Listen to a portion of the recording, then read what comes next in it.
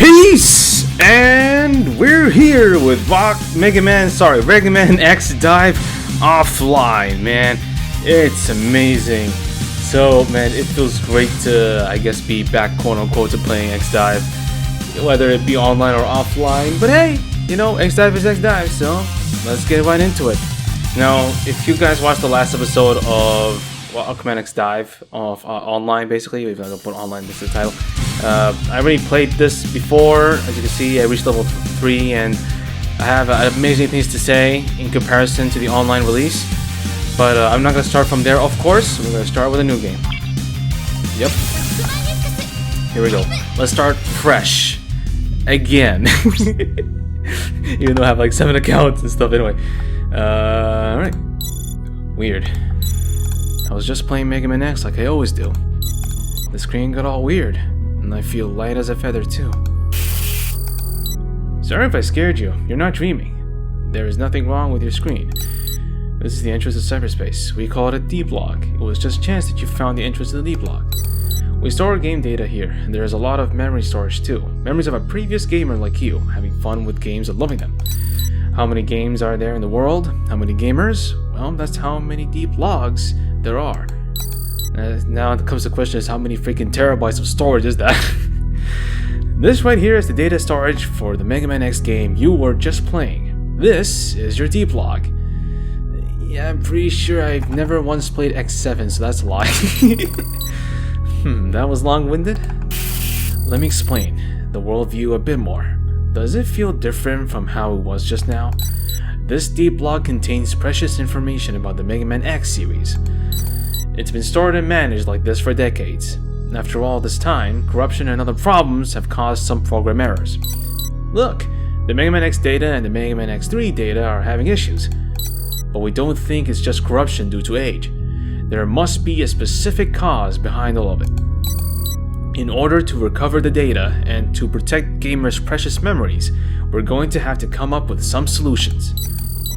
Oh, is someone coming?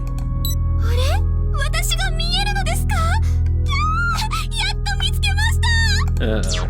急にこんなこと言われてもそりゃ驚きますよねけど大丈夫です私の目に狂いはありません冒頭の世界観説明ちゃんとスキップせずに聞いてくれましたかえ誰が喋ってたのかっていやーそれはプレイヤーさんの脳内に直接語りかけていたとかそういうやつですさあプレイヤーさんこっちですよ早く早く Alright, here we go.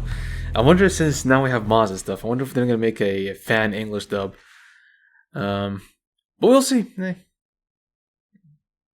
And let's go. 自己紹介が遅れてすみません私の名前はリコと申します Hello. このディープログと呼ばれる電脳世界の管理人といったところでしょうか先ほどもロックマン X をプレイしてくれましたよね I played X DiVE a few days ago, but okay, sure. Yeah. But we know the story. If we played X DiVE, we know the rest of the story.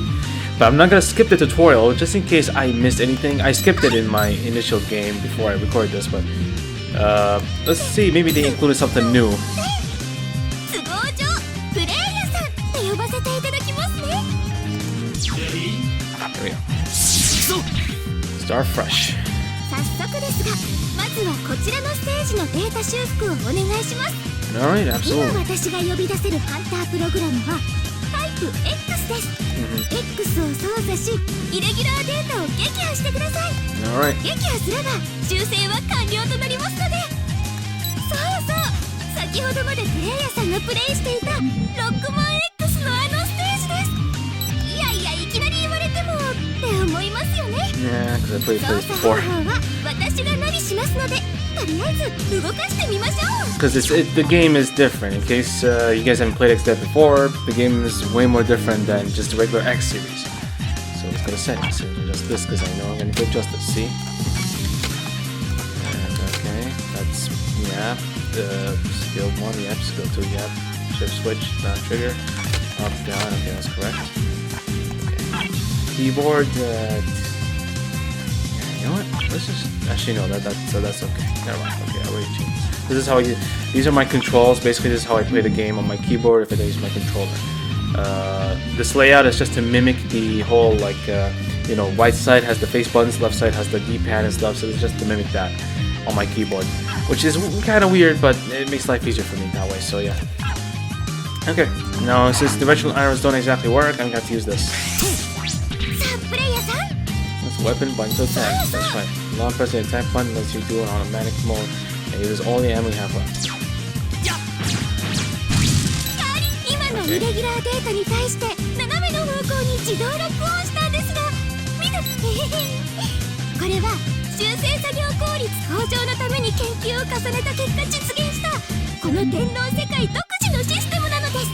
Alright.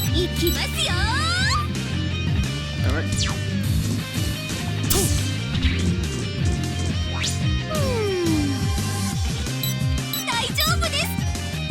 Yeah. Now everyone can do a double jump. You see. Which makes sense that everyone should do a double jump because there are boosters underneath everyone's legs, so they should be able to do a double jump easily.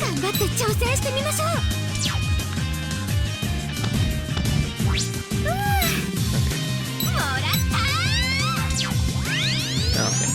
Okay, totally should. Alright. Yeah.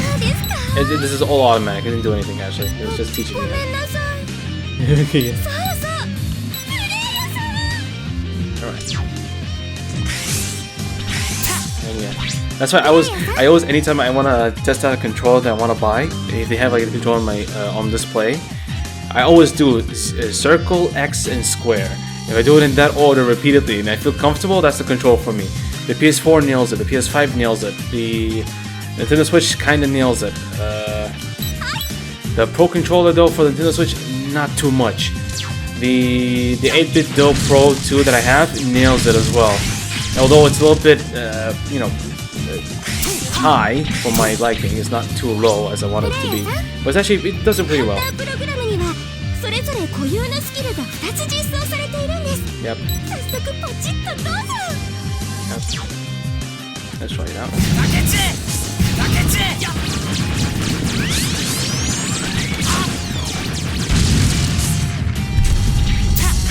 me just climb here.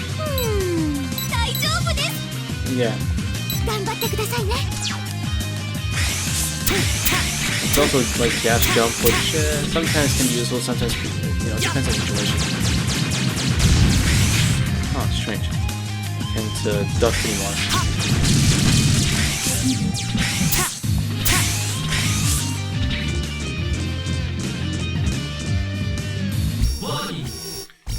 Alright, here we go.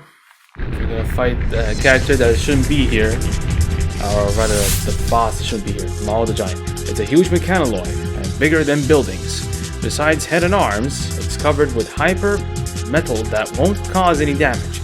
It can crushing, okay, this is still, it can crushing everything easily with spiked steel balls. And it does not afraid of anything. Oh, okay, they're using the Legacy Collection or Anniversary Collection. Okay.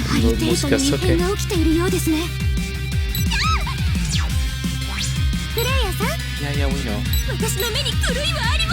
Yep. Alright, let's go.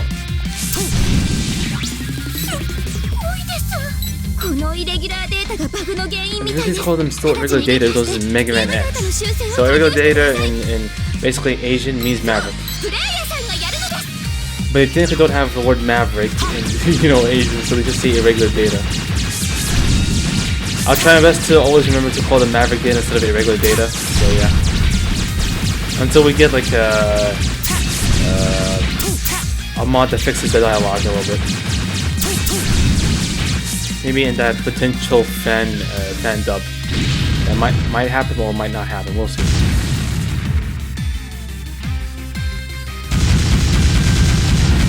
Go.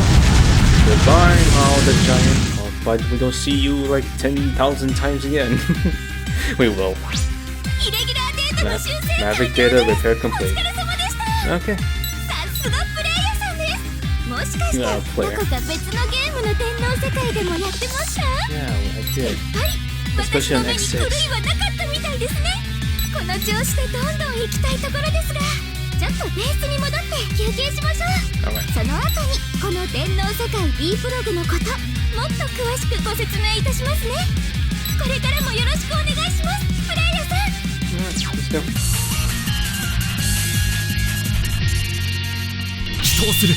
Well, sadly, this is no online, so there are no other players to interact with. But you know, this ain't no MMORPG, so there you go. Level 1 to level 2. Now this game is I don't know. I think it'll be a bit more easier than online, and you'll see why in a moment. Yeah. So choose dive to play level. I don't know where this OST is from, but I'm gonna steal maybe Legends. I might be wrong with that one, so don't grill me in the comments. Raise equipment and skills can be configured through character prep. Okay. And yeah, that's it. So here you have story, you have event, which is locked until you reach a certain level, which is level 20. And then character prep, you have all these character preps. You cannot use the chip until you're level 7, and you can use skills until level 17. Makes sense so far. And then here are the usual stuff, the usual missions and stuff. And here's the galleries. They brought the galleries back, and you of course start off with the usual 4 characters. You have all the characters, all the following characters you have. Of course, this negates all the collab characters. Those do not, as in like Capcom collabs, cross-franchise collabs. So those are not here, sadly, like I said in the announcement. But yeah, there's that. Weapons are all the weapons. This also excludes, sadly, franchise collabs weapons. So there's that. But everything, you know, basically is here. This is just to listen to the OST, and even like voice acting, you know, if you want to hear just their voices. These are just the new voices, I guess. You're gonna listen to every single voice, but maybe things might change. Maybe you might get them as a reward or something. We'll see. But nothing so far. I like how everything, some of these like lowercase, everything else is uppercase. Kind of weird, but yeah. This is like some of the OST here, and some of the OSTs, by the way, are like not high quality, so keep that in mind. Same thing here with the bosses and story as well. And yeah, the settings are, you know, pretty fine. These are already pre-configured, and even the OST is pre-configured in the background because, and by pre-configured for the audio, I mean because of the progress I made, the audio changes. I noticed that anytime you make progress, the audio does change, so keep that in mind. As in the background music for the menu. As for here, the settings, because I pre-configured them before, I think there's like a separate save file for the settings, so there's that. Even here as well. But I'll change turn it off for now. So just to help me focus, and also just you know, if I want to add in some stuff later, it'll make things easier. So now we can save this on the first save date, and there you go, done. Now, if you install mods, sometimes the mods will be detected by the in-game built-in anti-cheat, which, I mean, come on, really? You'll have to go to the server, link to the description below, join them, and then they'll figure things out from there. Help you figure things out from there. And these are events which you can activate. Right now, they're not activated. So, like this, they're active. Like this, they're not active. But again, we cannot access events unless we're level 20. So we'll deal with that later. So, basically, the reason why they give you this menu is just to avoid cluttering the. So this is the first event that they'll. You can't close that right now because you need one event to be open all the time. Anyway, so I think the best one to start off with actually is let's see. Which one was the one that we always start off with in the beginning? I think it was the not this one, not this one. Where was the chocolate one? It was the one we always started, even in the closed beta. That's the one we started with, which was the chocolate. We're taking Candy Factory. I think it's this one. And this one, I can't close it regardless. So this is the one that, you know, needs to be open all the time, I guess. Okay, but let me just double check this. So I think the one that came after was let's see, Prince of Disguise, I think. So let me. Oh no! So this one is open all the time. So yeah, you can't close that one. Whatever you do. Okay, so we'll just open these three and just leave them open. Okay. So the reason why I do this is just to make sure that the entire events list doesn't completely be filled up. So it makes picking which event you want to play easy.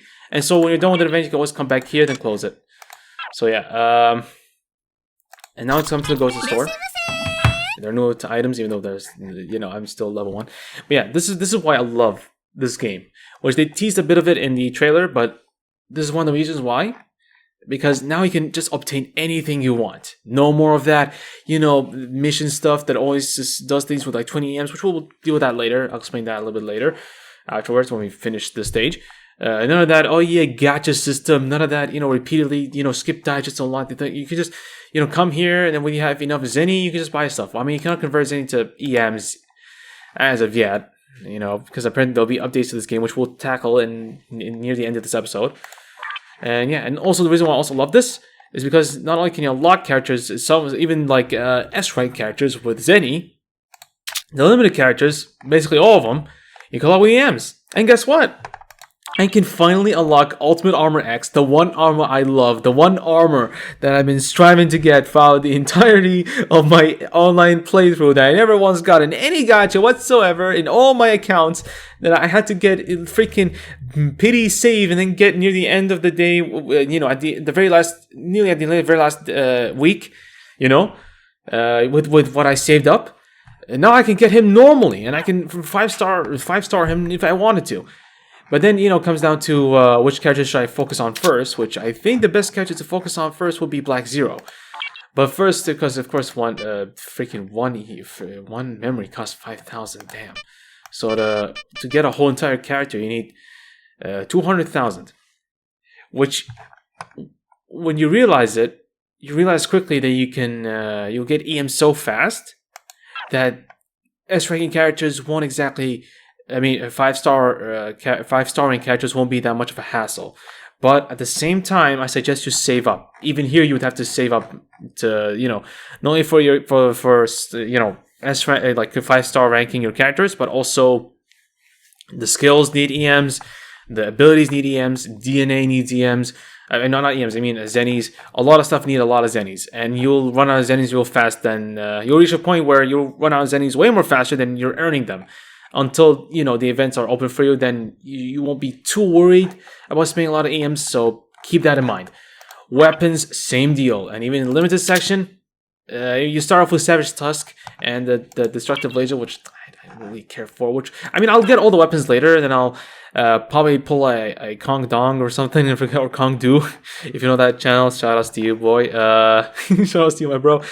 But yeah, I might in the future make like each individual character, like a full-on review of each character, and me slowly ranking them up, all in one video for each of them, with their corresponding weapon. For example, let's say I want to make a review of for example, Ultimate Armor X Command Mission. I have him at, I'll unlock him, and then I will unlock his weapon, technically speaking, which would be... Where is it? Is it here or is it here? I think it's in here instead. Even though it used to be limited, if I remember correctly. Which is this one here, the Explosive Blower. Because technically it belongs to him. Oh yeah, about that, I'll explain that later. Usually, because by design, it's part of his weapon set. But yeah, it's kind of like that deal. So basically, Nightmare, when I unlock Nightmare, I'll showcase Nightmare with him and stuff like that.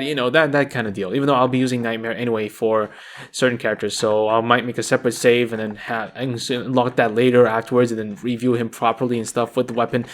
Just to make this kind of like a fair comparison. Also, for a better example would be, for example, the Miracle Blade, which is Dive Armor Zero's weapon. I'll unlock him first with his blade, and then review those two together, in one go. Kind of like that. If you understood me, then great. If you don't understand me, then you'll see in those videos what I mean, and then it'll make things easier. Even though I'm pretty sure a lot of people are ahead of me, ahead of the curve, because some of them modified the game already and probably finished the game so fast because people don't have work or prayer or anything. So yeah.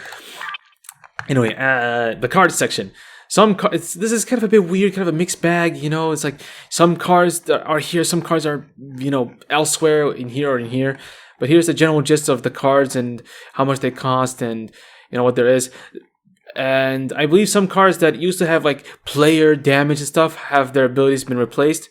I don't remember what cards they are specifically, but yeah, you can always check by clicking here, and then you'll see like if it's there, it's not there, then yeah, it's there you go. I don't know if there are new cards than before, but there you go. Because I haven't been, I guess I haven't explored the game since my big hiatus, and even then, I haven't unlocked every single card, and I haven't reviewed every single card, so I don't know what every single card does. Just keep that in mind. And here, I guess you can unlock these through EMs and stuff. If they're useful to you, you can buy them. And here are the exclusive cards, which I guess are meant for characters only, specific characters, which you can unlock and stuff. So this is a Riku card for Riku, not to be confused with her, like her memories. And yeah, that's it. So you can unlock these with EMs, and the other cards you can unlock with these with Zennies. I keep missing Zennies with EMs, and here with EMs, and here with Zennies as well. Now events. Now some characters and some costumes and some cards you cannot unlock easily with EMs and Zennies, so you have to participate or play events, and then you get these coupons, of which you can then afterwards redeem for cards or weapon memories or character memories or skins even, which we'll take a look into later. And one interesting thing is that this is the only character that is locked.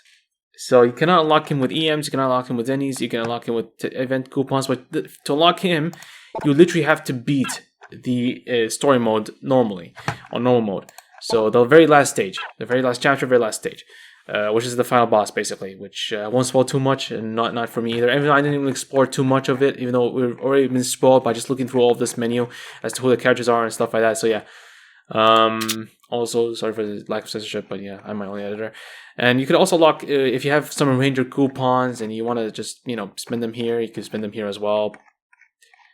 And yeah, so unlocking Riku's got to be a little bit harder since I have to, unlock level 20 and then be able to play the events afterwards. Because even if you do unlock the events tab, you need to even level up a little bit more higher to be able to play events. So yeah, keep that in mind.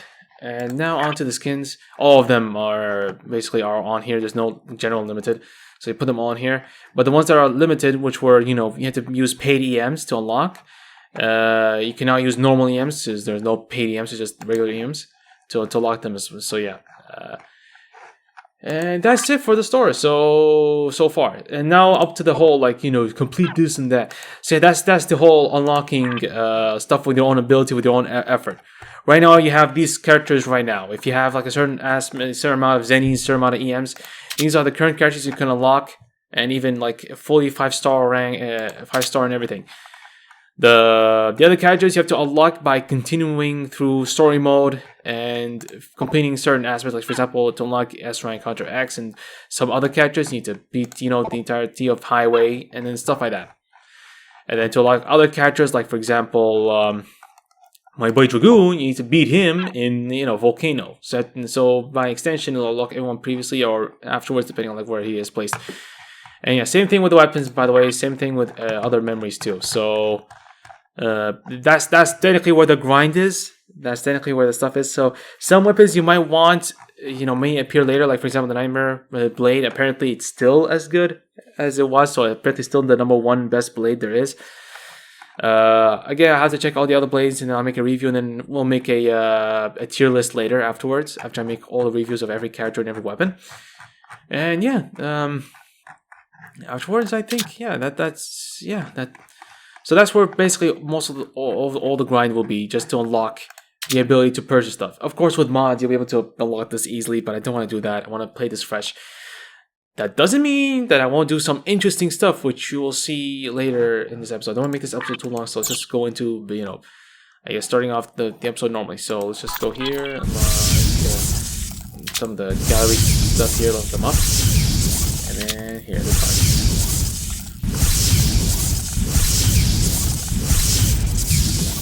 Okay. And thankfully there's not a lot of forced tutorial here, so that's great. Oh yeah, so you can also see here level 7, level 17, 2020 as well. And acquisition, guys, the same as always. Pick this, will tell you how to lock and stuff. So yeah. And chip not yet, because and armor not exactly yet. And yeah, so that's all there is so far. So let's just save up this amount of stuff. I have 0 EMs and I just have 5,000. Let's just finish Highway. Oh yeah, this is very interesting. I love how they made this. They took the boss battles stuff, and they basically made it into the menu, and they basically made it into the stages. So far, these are all the stages I know of, at least with my main account. I haven't reached this part here. I don't remember reaching here, but I remember reaching here, I think.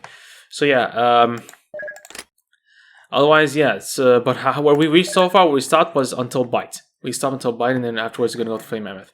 But then again, like I said, the reason why I'm not gonna skip straight until where we stopped is because there'll be a few number of dialogue changes, a few new additions, and maybe some crazy shenanigans and differences that we need to take into effect that are important to me, at least, to keep. And if you're worried, you can still navigate through here no problem. So yeah, but that just makes it like faster travel basically, but not really. So yeah, so instead of hard mode here, you have challenge mode. Now, the thing about this one is, just like all the other challenge mode, all the enemies will be equal to your power level. But that's not always a good thing, of course. If you played X DiVE, you would know how horrible that can be sometimes, depending on the stage. And I tried to play this vanilla outside fire, which I'll explain that later, and it really does become an actual challenge. So yeah, just because they're equal to your power level doesn't mean they're gonna go off easy peasy. So yeah, so save money responsibly in this game. Yeah, let's go. Let's do this. So we have this loadout, amazing saber, not really, and the cards. Let's see. So let's equip. I mean, not like you'll do much. Let's see. Yeah, you know what? No need to equip cards. Let's just go like this. And there's no need for cards. Let's just go. Let's go.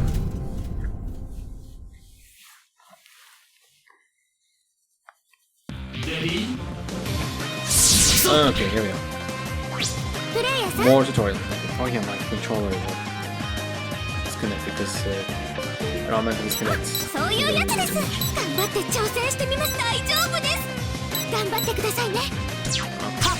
Okay, yeah. Sometimes when the controller disconnects, because of the one I'm using, the application I'm using, it changes from X input to D input sometimes. And it's a pain every time. Oh yeah, wait. Change these as well. Okay. There's those over there. Alright.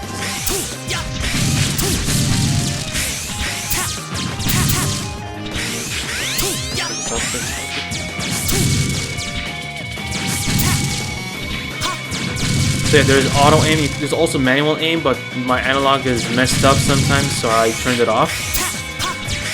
And yeah, that's the case for those who haven't played X DiVE at all. That's the differences between it.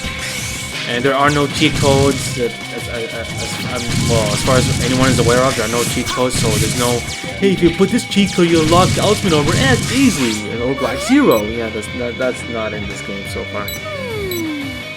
Yeah. So these are hidden items or hidden data. Now there's an achievement. If you unlock a lot of them, you'll get a lot of EMs. So practically these are worth it. But you might be thinking, well, if they're hidden in certain areas, stages do get bigger, which is true. Yeah, stages do get bigger, and then there's a bit of an explorative section to this all, and then there will be a point where you have to replay stages. But then there is this thing known as mods, and I'll showcase that a little bit as to how it's not like an item identifier, but you'll see what I'm about to show you. It's pretty crazy, and I haven't seen anyone do this yet, but it's actually pretty interesting. Stage clear. Okay. On to the next stage, and then I'll show you what I was talking about. I guess I might as well do it. Actually, no, I won't do it in challenge mode. I'll do it throughout the entire stages here again, and then I'll play challenge mode, and then we'll upload for today a video. So I'll do one stage per video, just to make my editing life easier, and just to make things easy for you guys. To swallow the information properly, just for you guys not to be, I guess, too confused. Because that's a lot of info. It's a big info dump for you guys. So especially for the newcomers here, especially for those who are new to the entire game and haven't played the online game at all. Even though Global's still around, just letting you guys know, if you have a US or EU account or on iOS or Android or Play Store, App Store or Play Store, or any other store that has X DiVE, you can still play this game. The global version at least. And they're adding new characters, but they're not exactly new. They're just like all pre-existing characters, but they're all like promoted to S rank basically, or S class. So yeah. So if they're worth it or not, it depends on like their skills and weaponry and stuff like that. So yeah.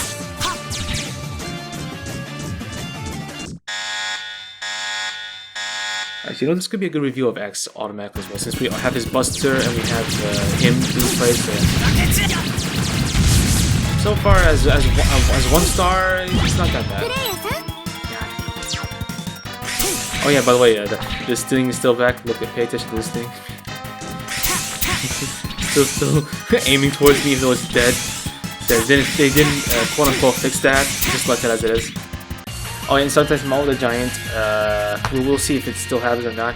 If he still looks at me, I forgot if he still looks at me or not in the offline version, but let's see. Okay. Oh yeah, I also get unlocked a new weapon, I guess. Will it show me to? I don't think it'll show me to. No, it won't show me to. No. Okay. Oh yeah, sometimes, by the way, the autosave usually happens after you complete a mission. So yeah, and from time to time, like if you leave the game for a long pause in the menu, for example, you don't do anything for a long time in the menu, it will. If you do something new, it will autosave. Okay. Alright. Okay. This will be very interesting with what I'm about to do. I haven't checked this before. I want to see how this will look like with what I'm about to show guys. This will look very interesting. Because what I'm about to show you guys will possibly blow everyone's minds out, and also help us like understand how these stages work in X DiVE comparatively to how they worked in the normal X games. Because the normal X games, it's pretty obvious, especially for like X8 for example, because if you have the right set Suzen, I think, you know, the type that Zero does, the thing Zero does where he just spins like a freaking Sonic the Hedgehog with his Z-Saber. Z-Saber. I can't speak today, damn. If you do this glitch, you're able to fly up or fly down or fly whatever direction you want to fly. It's a glitch that can, sadly, it's been patched in the collections. So there's that. And you're able to see parts of the stage and how they load in data and stuff. So that's like self-explanatory. Otherwise, this one here though, yeah, this is gonna be, especially for this stage, it's gonna be really interesting how they go around or go by, you know, blowing stuff up and stuff. Okay, here we go. Okay, all right.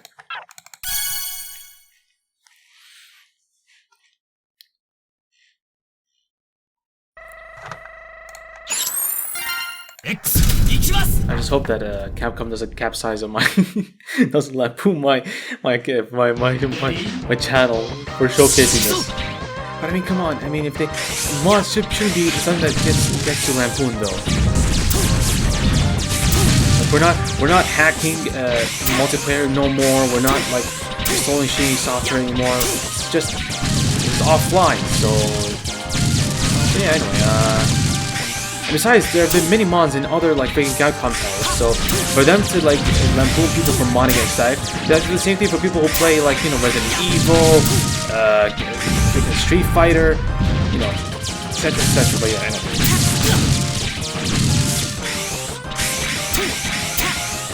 I think they have done for the NSW mods for Street Fighter, but I don't know. I'll double check. Maybe that's Overwatch. Actually, no, I'm not sure.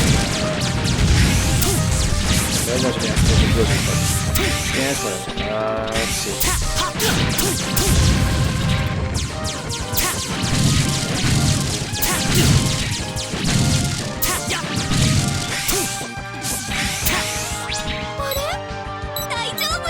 Yeah.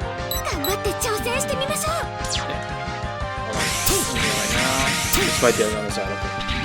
Okay. I've done this before, all in the online, so yeah. It's pretty figured out, yeah.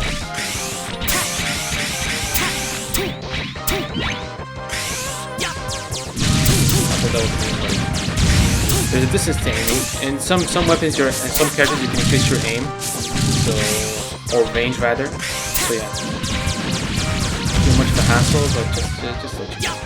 Not all characters can do that. And they do not by a lot of margin, and sometimes only for your skills. So yeah.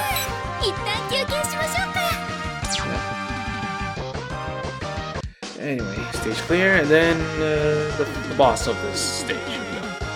I'm also wondering if we can make like a whole entire new mode called like extreme mode or something, where the idea is that you play throughout all the stages in one go, and it's the power level is super high, and if you die, you cannot revive back. You cannot use a revive, and you play through all these stages all connected with each other, and until you fight the boss, and that's it. That would be a very cool challenge, actually. And I'm all for it. Like, if it's possible to program this into the offline, oh, that should be pretty cool, pretty sick. It makes the game more fun this way, but the fact Capcom didn't think about this is pretty jarring, I guess. Especially for a game like this, it should be able to work. It should be able to handle it, but anyway. Especially with what you're about to see as how stages function.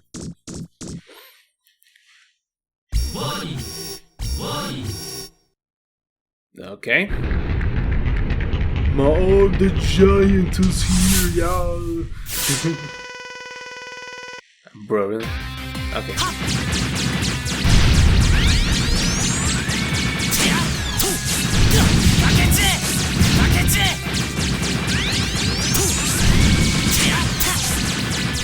Don't bother using this saber, this poor saber that I have right now. It's not that worth it. Compared to the Nightmare, yeah, it's not that worth it.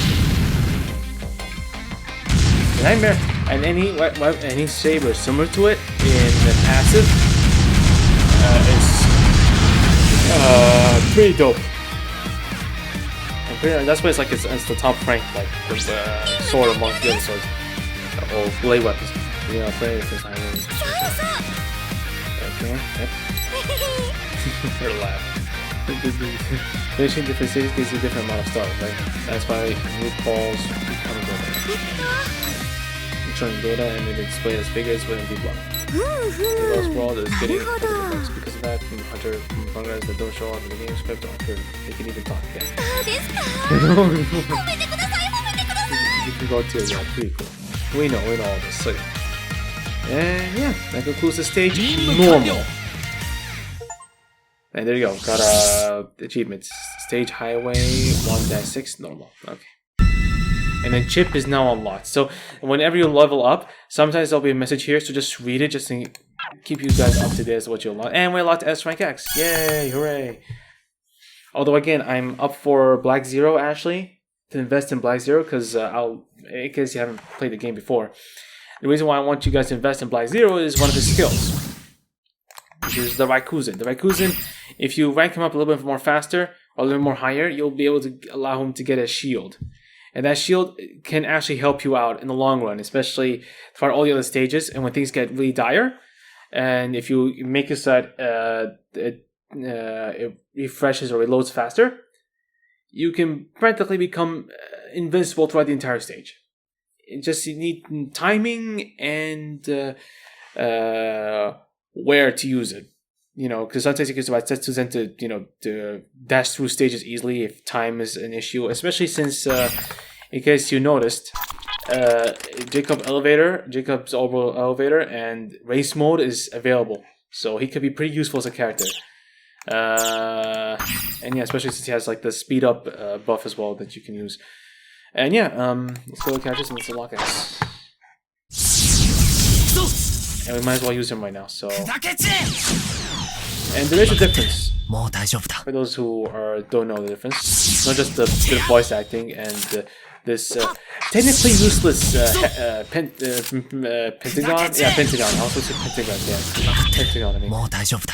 There's the skills. So this is the regular buster. Here's the full-on supercharged shot, which is not as reminiscent to the one he does in X8, but close enough. I guess a different rendition of it.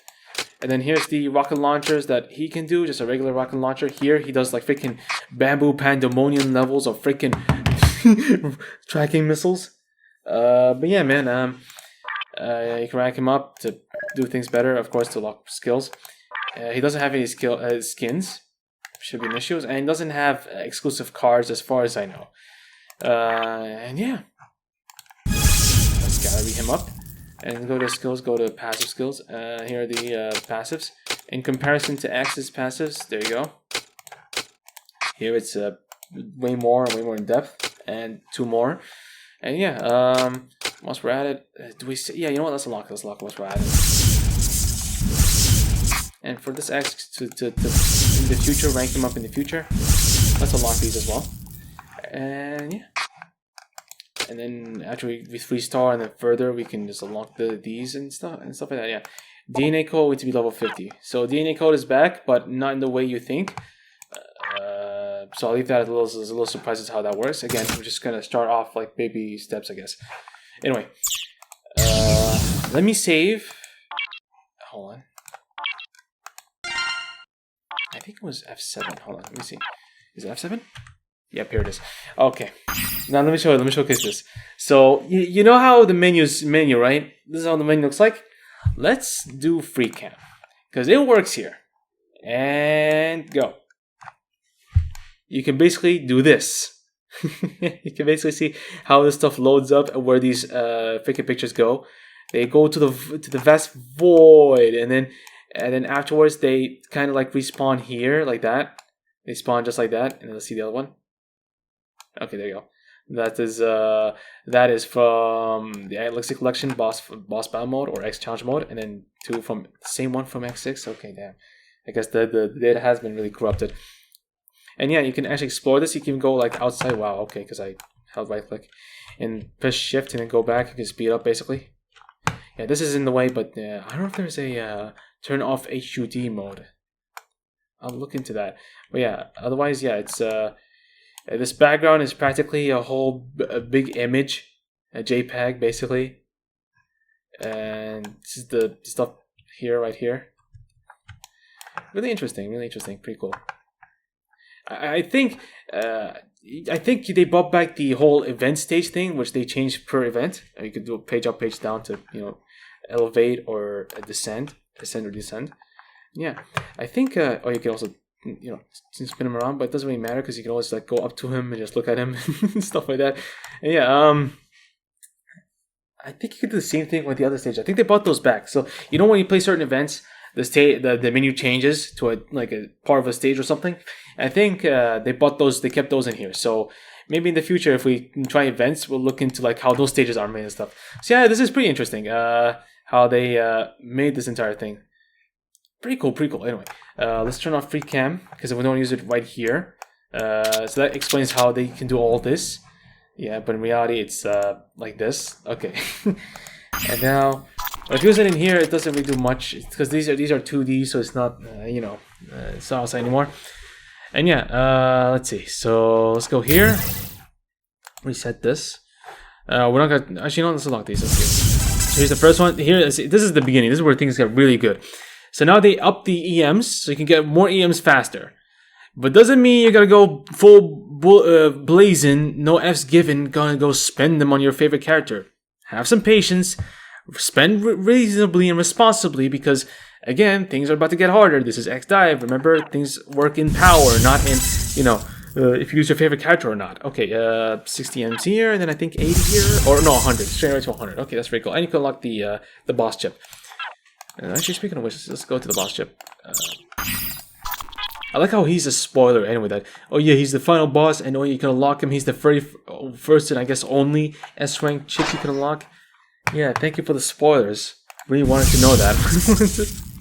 They could have done the unlocking thing way more better, honestly. But yeah, anyway, let's just rank you up. There you go. Analyze.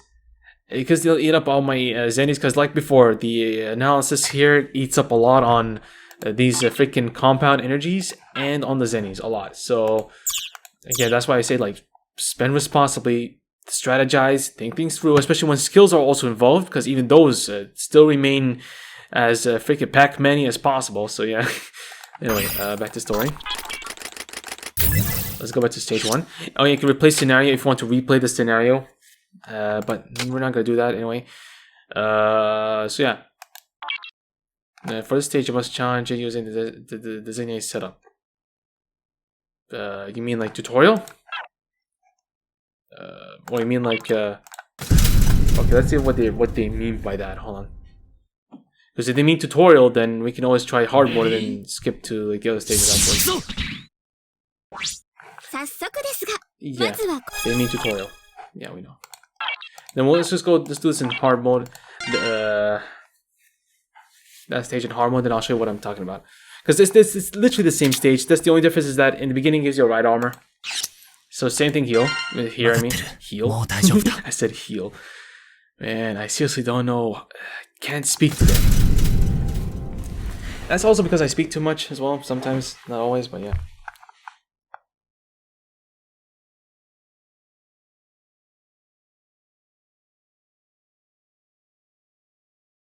Ready?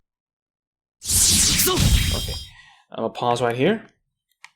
Okay, and then we'll enable just, let me check something real quick, hold on. Now we're back, now I've checked everything up, let's just begin Freecam. And there you go. That is interesting. You can even play this in 2D if you wanted to, like this view. But the Freecam doesn't follow you. You'll have to like, because it'll be controlled differently, so you'll have to like do things a bit more differently here as well. And because the controls are with the in-game controls, if they clash, so for example, I set WSAD as my movement, but here it's also WSAD, so if I move here, it'll also move my character, or the hunter program as they call it. So keep that in mind. And that's the reason why I paused. You could do this you could also do this at any time. You don't have to pause the game to do this. But yeah, the reason why I paused is to make things easier for me. So yeah, let's go far away. And yeah, as you can see, this is pretty interesting. Let me just unpause. It'll kill a lot of time, but yeah, as you can see, I'm moving whilst the thing is moving. So yeah, this is also not a good place to do this. Yeah, as you can see, there's a whole set of freaking things going on here. It's just, as you can see, big old JPEG, even though it's not really exactly JPEG, or a big set of JPEGs actually. As you can see, like texture here, texture there, and then like how the road is like. I don't think these are explorable. Like, I don't think you can move your characters here. And even then, there won't be any hitboxes programmed for these things. I mean, it goes through here, through this entire building here. Okay. And if you use like a certain viewer, you can actually view these as like this entire thing is one big humongous model put together. Anyway, so yeah. Oh yeah, this as well. Now the 2D effects don't stay. They stay on screen, so yeah, this will be trippy. This will be very trippy. So bear with me for a moment. Hope I don't fall off though. Can I fall off? Let me see.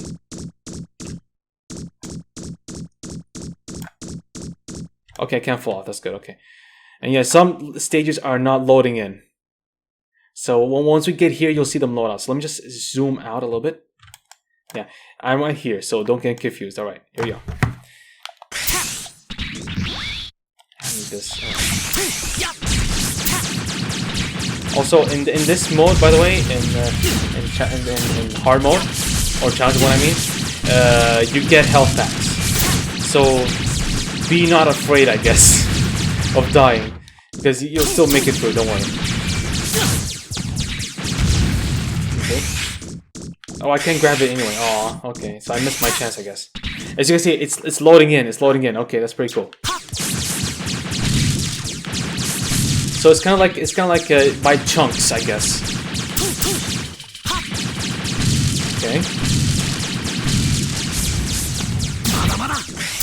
So this is basically for those who want to know how this game runs or how it functions. There you go. Such a useful tool, actually, very useful tool. There's a health pack right there.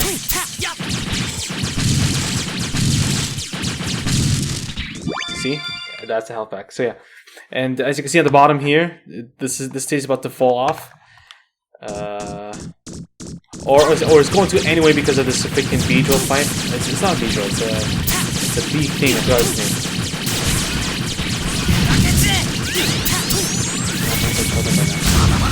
There you go. And it fell down with it. And then these guys, these creepy crawlies are here. See, that's how and then pay attention to here, by the way. Let's move.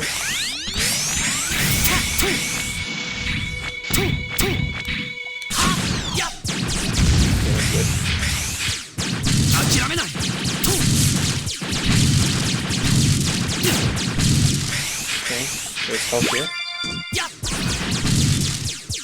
Okay, Okay. The previous stage, the previous chunk has been removed. Okay. Oh, that destroyed all of them. Damn. Again, like I said, it's very trippy. I know. Oh yeah, that disappeared a little bit, huh? That really is interesting. It disappeared a little bit for a moment there. Okay. Okay. This is where the boss should load up. Let's go. Let's see. I'm gonna keep this display as is until it comes from down. Okay. Now let's just try and now let's pause. Let's go straight towards the boss. Now, seeing that the stage here didn't deload, but in other stages you'll see it deload as well. So let's just move straight towards the boss. Oh, you can also see this. You can also see me here, which is weird. It's again very trippy, but yeah, just bear with it. I like how some graphics, by the way, are still moving in the background, even though the game is supposed to be pausing. But it's stuff like it's whatever. It's game logic, it's whatever. It's very trippy.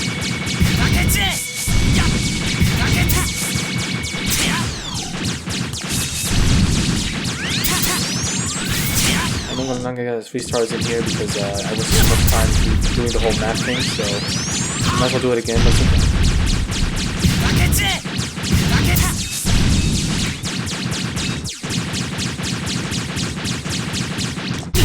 okay. Messed that one up.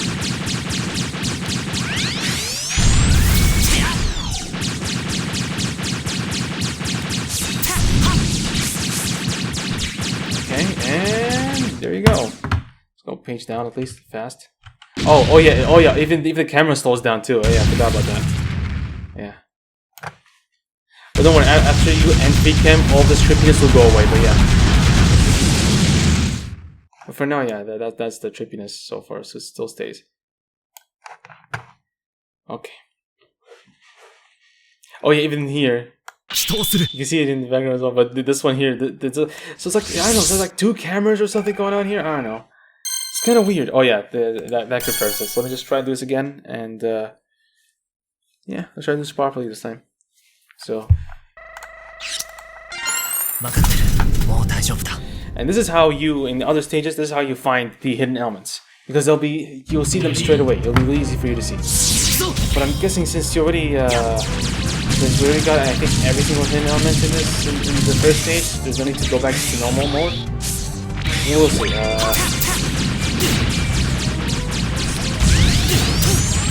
So I'm more basically for this fight right here. Do this here normally, do this here. I guess it's challengeable, so it's not like, it's gonna be a big deal or anything.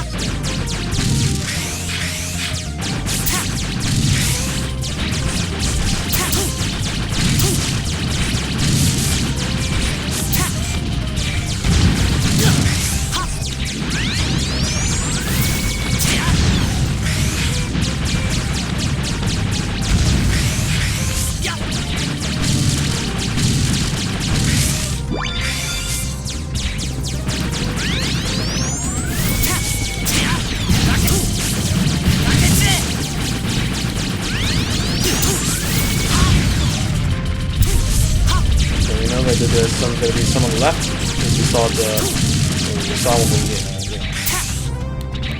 zoomed out on the screen. I have no problem playing this game, but still, doing enough, I guess. I will still take hits though, so, and I'll still fall off. I mean, I'm human after all, so I'm not saying that those who play the game professionally and not go without dying once or getting hit once are human. I'm just saying.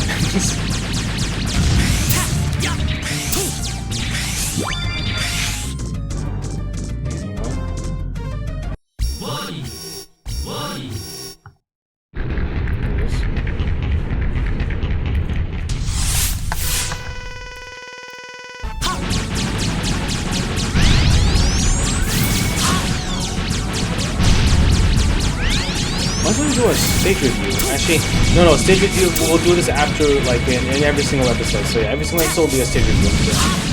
Just like I said, every single video will be just me covering one stage. And then we'll move on to the next stage in the next video, and stuff like that, so yeah. Which may make things short on hindsight, but Nah, not with events and racing and all this stuff happening, so don't worry.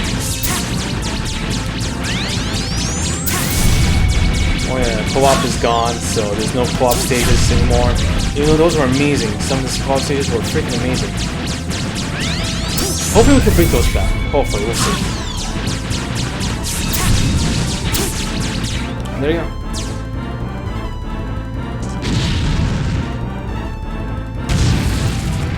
And yeah, that's it for this fun. I go sleep. His head doesn't move. Alright, that's that for stage 1 hard, challenge. Stage 1 challenge. Okay. Oh, I know that like loading or saving or whatever in the bottom, right? Okay, but there's auto saving right there. Okay. Okay. Next. All right, let's do. Let's see. Actually, let me double check. So, okay. Okay, found 1. Okay, found 2. There's none here. We found 2. And there's none here. Okay. So we can just do the rest of the stages here straight away. Okay. For the S rank characters, they gave the new voice lines just to make it a little bit more different, but yeah. Ready? Okay. Pause. Freecam. And ooh. We're zoomed out far away. Oh. Hold on. Let's reset and then Freecam. Here we go. There you go. There you go. Because it takes the values of like the previous time the Freecam was used. Okay, so keep that also in mind. Nothing here, nothing of value here. Okay, and that's how this one. It's a similar thing. You'll find the similar background going on, but I'm more interested in the one with the moving car, the moving section. I want to see how they figure this one out or how they plan this one out. I wish you can move zoom in, zoom out with the mouse, but I guess the reason why they didn't exactly use the mouse too much is because in case he didn't have a mouse, what would you exactly do? I mean, there's field lock as well too, but hey, it's whatever. Okay, you think this will be good? I think this will be good. This is a good view. Let's just move a little bit to the right. Okay, a little bit to the back, and I think this will be a good enough view. Okay, let's go.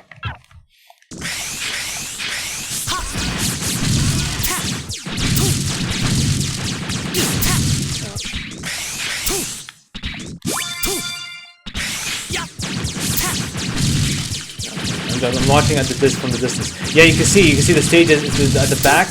The left side is despawning or it's deloading, and then the others on the right are slowly loading up. You see that? You see that? There you go. Interesting. I really love this, and this is also one of the reasons why they as soon as you move right, you cannot move left. I think also has to do with that. Which I mean, I can see why, but at the same time it kind of sucks that you can't move back. Because in normal X games, most of the time you can move back, no problem. I don't know, man. That's whatever. That's why sometimes if you miss something, you cannot. That's why you sometimes cannot unlock or find every single hidden item easily. So yeah. Okay, let's pause. Let's move to the right, so we can see here. There we go. Seeing that the entirety of the left side has been nearly despawned, or most of the significant parts have been despawned. So yeah. Oh yeah, we're still in. Okay, there you go. There's nothing down there, so we need to go down there.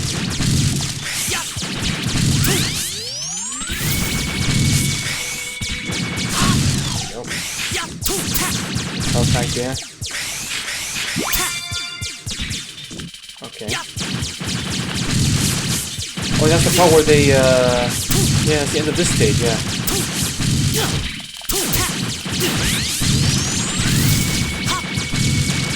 Yeah, and that's it, yeah, that's it.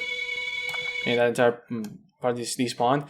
But this is spawned a whole big chunk here, huh, okay. I think this will be tied to the next stage, I think. Because there is a health pack there. Really interesting, they have a health pack there, and yet you cannot access that part. Okay. Very interesting, okay.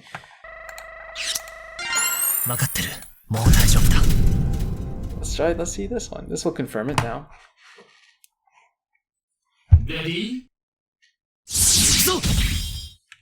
Okay, let's pause. Okay, whoa, where are we? Oh wow, since us. Okay. This not completely. Not completely, but it's crazy how that one has like a health pack. I think maybe because if you might be able to make that jump across if you jump high enough and then dash far enough. I think you can make that jump and then get that health pack and then come back down. I think that could be a thing. Otherwise, that is really interesting. If you can't access that stage, it'll be really interesting as to why they put a health pack there.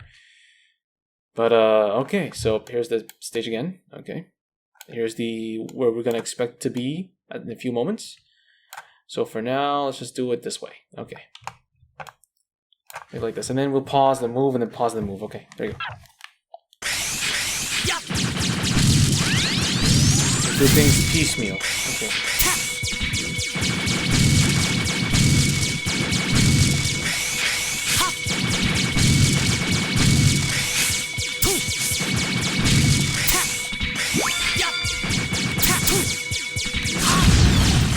Yeah, I see the left is despawn, so yeah.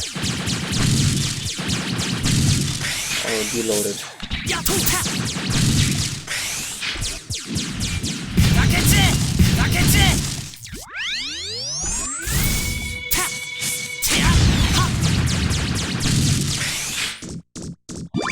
Okay. Yeah, and the stuff are loading in, the other stuff is deloading, okay. Or unloading.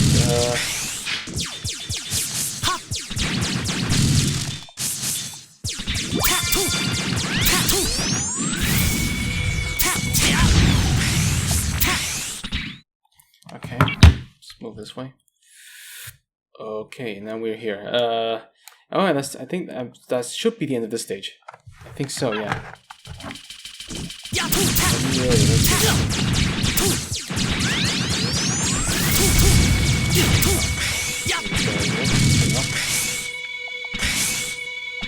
Oh yeah, here's a B fight. Okay.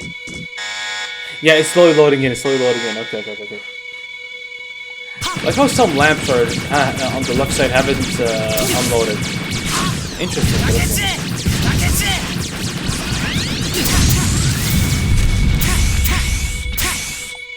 Yeah, see here, like this lamp right here did not unload. Yeah, it didn't unload. Okay, that's very interesting. Okay.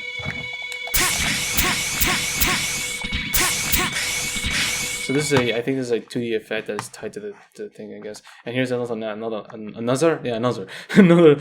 as well tied to another face cam or another cam, I guess.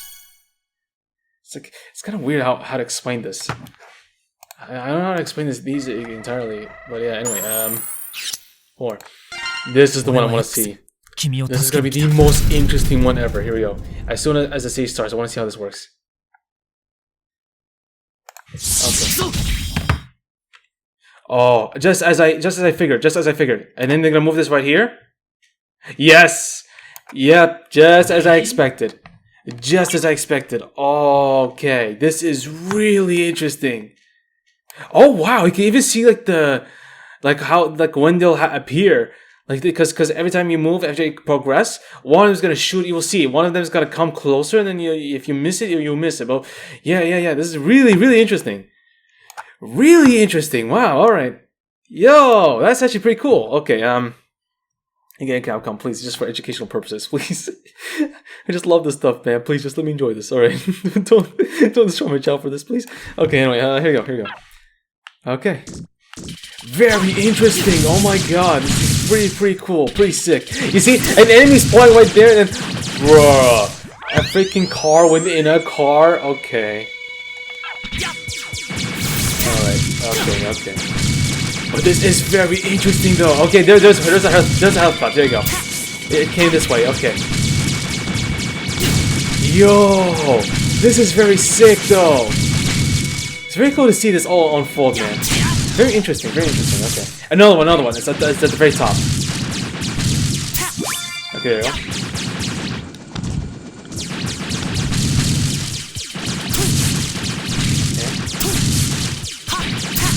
And then two more enemies are gonna come that way. Very interesting. I think it'll be the same. I think the same thing's gonna happen with Jacob's elevator as well. The same treatment.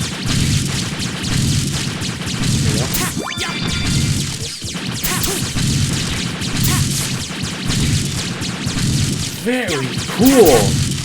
Oh my god, this is actually really awesome. I like this. I love this. You know, props, shout outs to like whoever freaking made these mods, man. You know, but freaking, like, I love this. I enjoy this. I love it when, you know, alright, and that's it. Crashes to the, to the other truck. And those trucks stay there, and then this one just stays there. And that's practically it, yeah. Okay, disable Freecam reset. Man, that is really interesting. Hold on. Yeah, that is really interesting. Oh my god. Yo. Nah, man. Use game camera. Nah. I wonder if this one. I'll figure this one out later. Okay. Pause. Just don't waste time. And I can see a health pack. I think two healths. 2 health capsules already. I don't know. I just call them health packs. I don't know what they're actually canonically supposed to be called exactly, but you know, it's whatever. Let's move them back a little bit. There we go. Sorry if this is too far for you guys to like understand, but there's one here. There's one here as well. Oh yeah. Here we go. Things are gonna get real interesting in this business. Oh yeah, can you see the stage falling? There you go. Oh yeah, there you go. The stages are reloading. Okay. Thanks for joining. It'll be pretty important too for those who plan on making like custom stages, is for them to figure out like how they should program their own stages too. If we can reach this point to actually even add a whole brand new stages into this game as well. It will be pretty cool. I mean, again, it's software. Anything is possible, especially since this is Unity, which also could be a bad thing now, especially with what's going on nowadays with Unity. But yeah, very interesting nonetheless. They're spawning, we just see them spawning in front of us. They're spawning inside with us. Okay.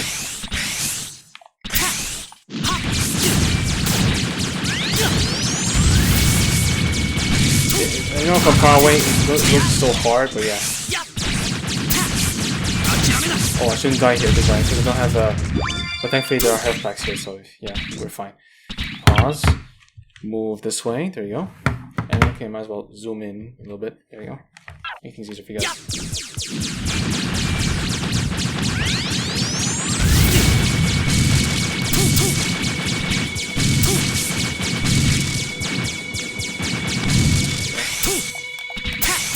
There are health packs there.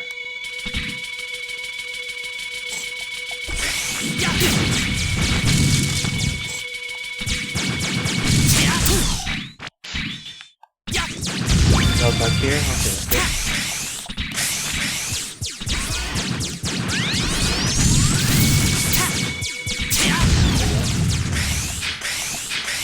Okay, there you go. Now part of that stage is loading. Oh yeah, when you go back, it reloads it back, but you know, to a certain extent.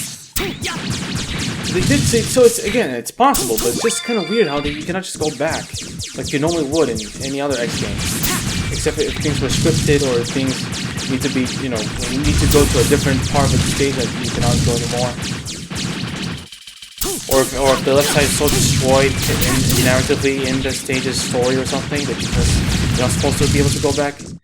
Stuff like that, man. Anyway, and that's it. That's the end of that stage. Nothing left there except for some of the headlights there, I guess. Yeah, that's it. And then the boss stage. Again, very interesting. I love this. I wish they could like give this option to players who like beat the game at like 100% or something.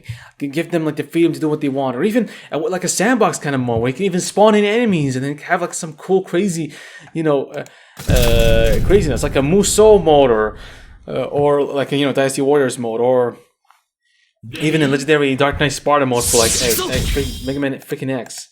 That would be really interesting though. It'll make things a little bit harder to play, but hey, it'll be really interesting. Where the frick am I? Wow, it spawned me all the way there. Damn, okay. Okay, let's just go up. Look down. Move this way. Even though I don't think it's be not too far though. I think here should be fine. Okay.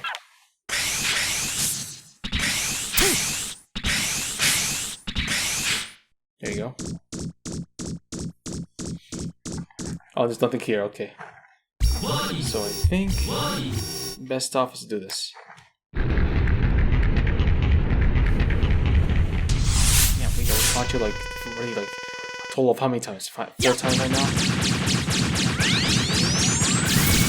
I think it's confused because it's attacking way more less frequently. Or yeah, lesser frequency. Yeah. Maybe we just have to do with the camera? I don't think so. I don't know. We'll see. Well, someone can read the script to see why is this confused, but yeah. Is the game itself being too confused? I don't know.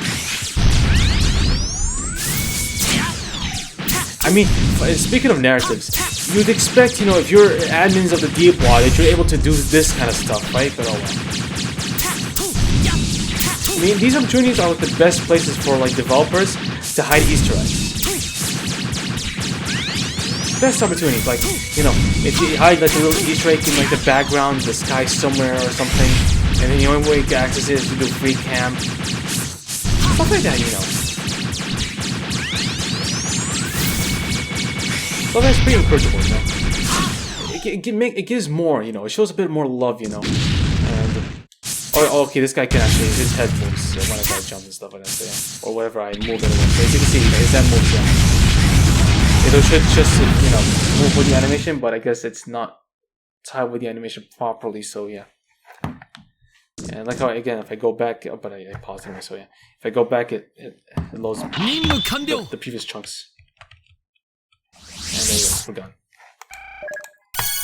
And yeah, that's a good case study, I guess, of how this entire thing works.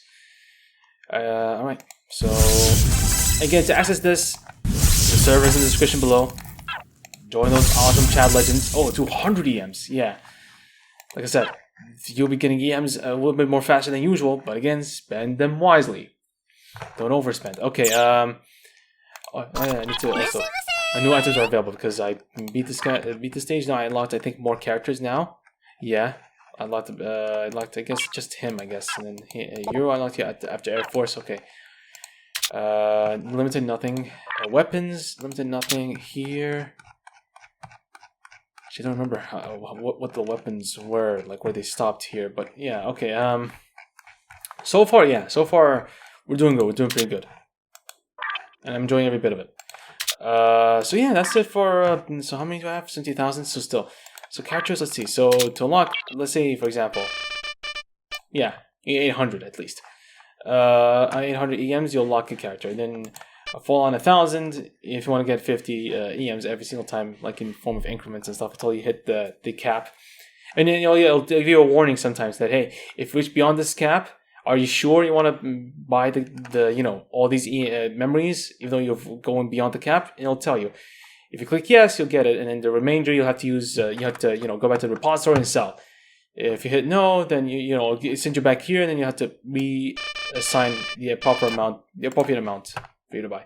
So I am 200 EMs away from unlocking one of my favorite characters, or one of my favorite, well, technically yes, characters, because there's technically separate characters now. Well, one of my favorite armors in the entirety of the X series, the Ultimate Armor.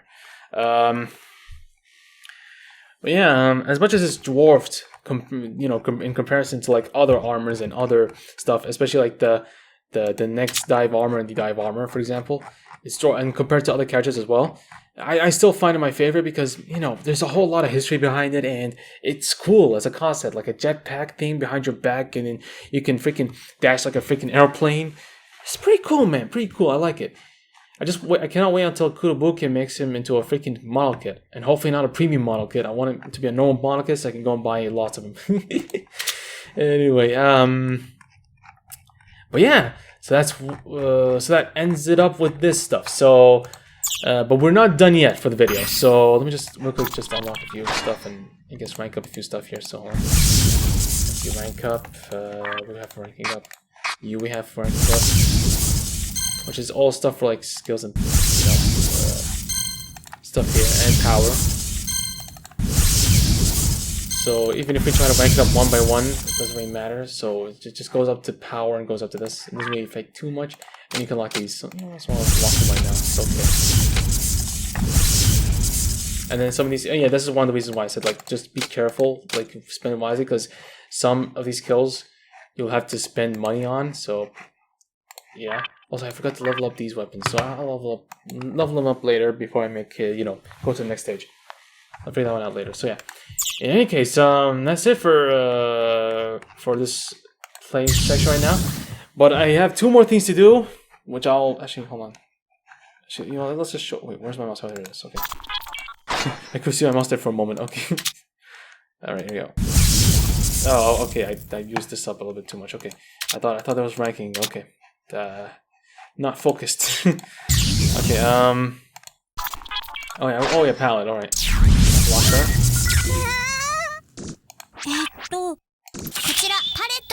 And that's it. Okay. Let's see. Oh yeah, here. Okay. Yeah, you can unlock a slew of EMs here. Look at that. So now we can just unlock freaking Ultimate Armor X if we wanted to. And see that? It'll start off at 20s, but then you'll get into big numbers very soon, as you can see right now. Okay. Yeah. We'll go to big numbers very soon. Look at that. Look at that. Imagine getting 1,000 EMs on online. Bro, all these were only like freaking 20 or maximum 100. No way you'd get 1,000, man, on these. As far as I remember, yeah, no way you could have gotten 1,000. It's so easy now to unlock characters, but then again, like I said, spend wisely. For now, since I really like him so much, I'll unlock him right now. So I'll use him for a bit too. Okay, because I know how to play with him better. So.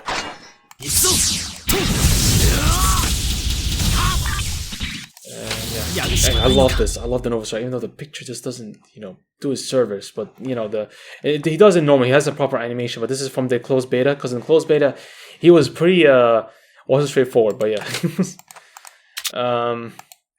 yeah, I'll deal with these in the background before I start, you know, the next stage. But yeah, and yeah, that's it. Yeah, hopefully, I think everything should be fine. Yeah, I think so. Let's go here, up the gallery.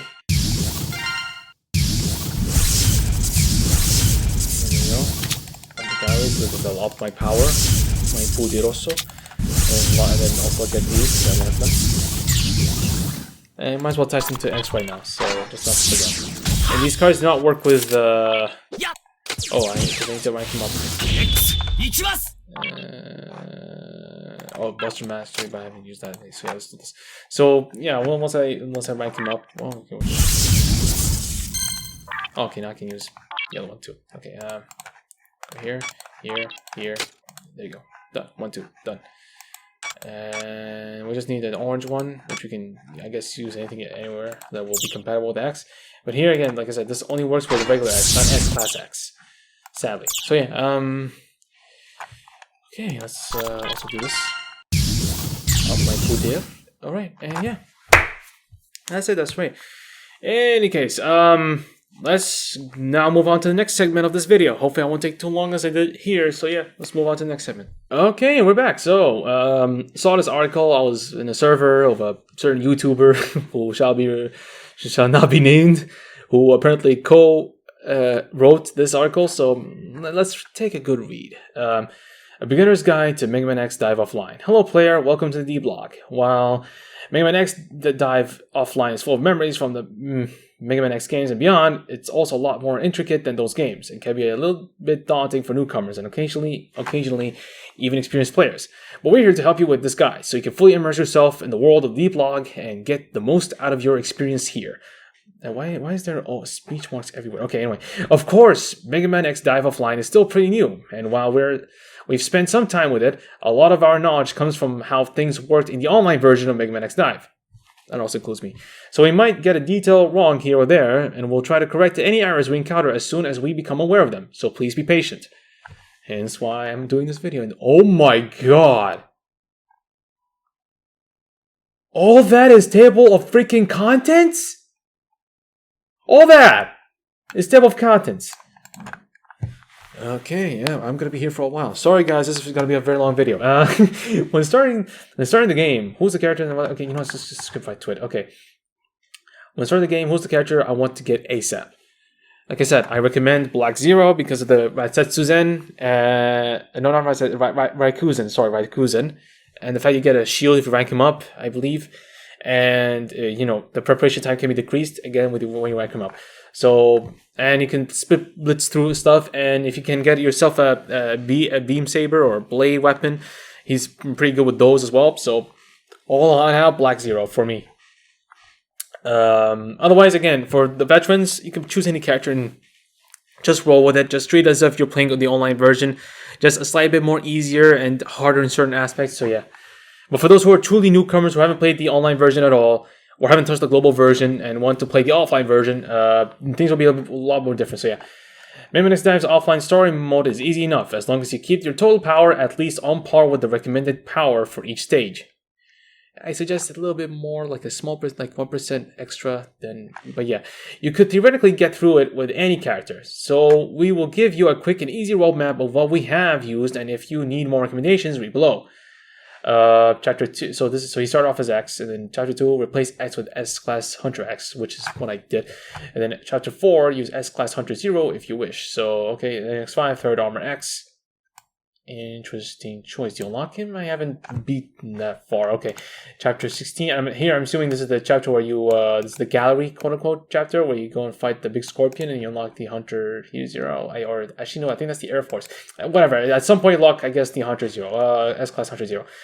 And then 16, 17. Damn, that far ahead. Get super base or wait until chapter 17 for Dive Armor X. Okay, thank you for the spoilers. End of story for the rest of the game. Any of Dive Armors or Shadow Armor X. Interesting. Okay, will serve you well. I think I know the reason why, because of his one of his skills, which gives you freaking twin blades moving around you. I think that's the reason why they would recommend him most. I think, but yeah, but no, for all these you can just blitz all of these with Black Zero. I can tell you, hands down, you can blitz all these with Black Zero, no problem. Starting out, B, I guess B rank, A rank, and S rank. Okay. B rank, Axel is great for his dodge roll skill that ignores damage for the duration. At star rank 2, he can deploy any shield every time he performs a dodge roll. You can get him for free at chapter 2 or 3. Okay. Most of the A ranks are decent starting out. Go with your favorite if you are so inclined, or wait to unlock them normally through stage completion rewards.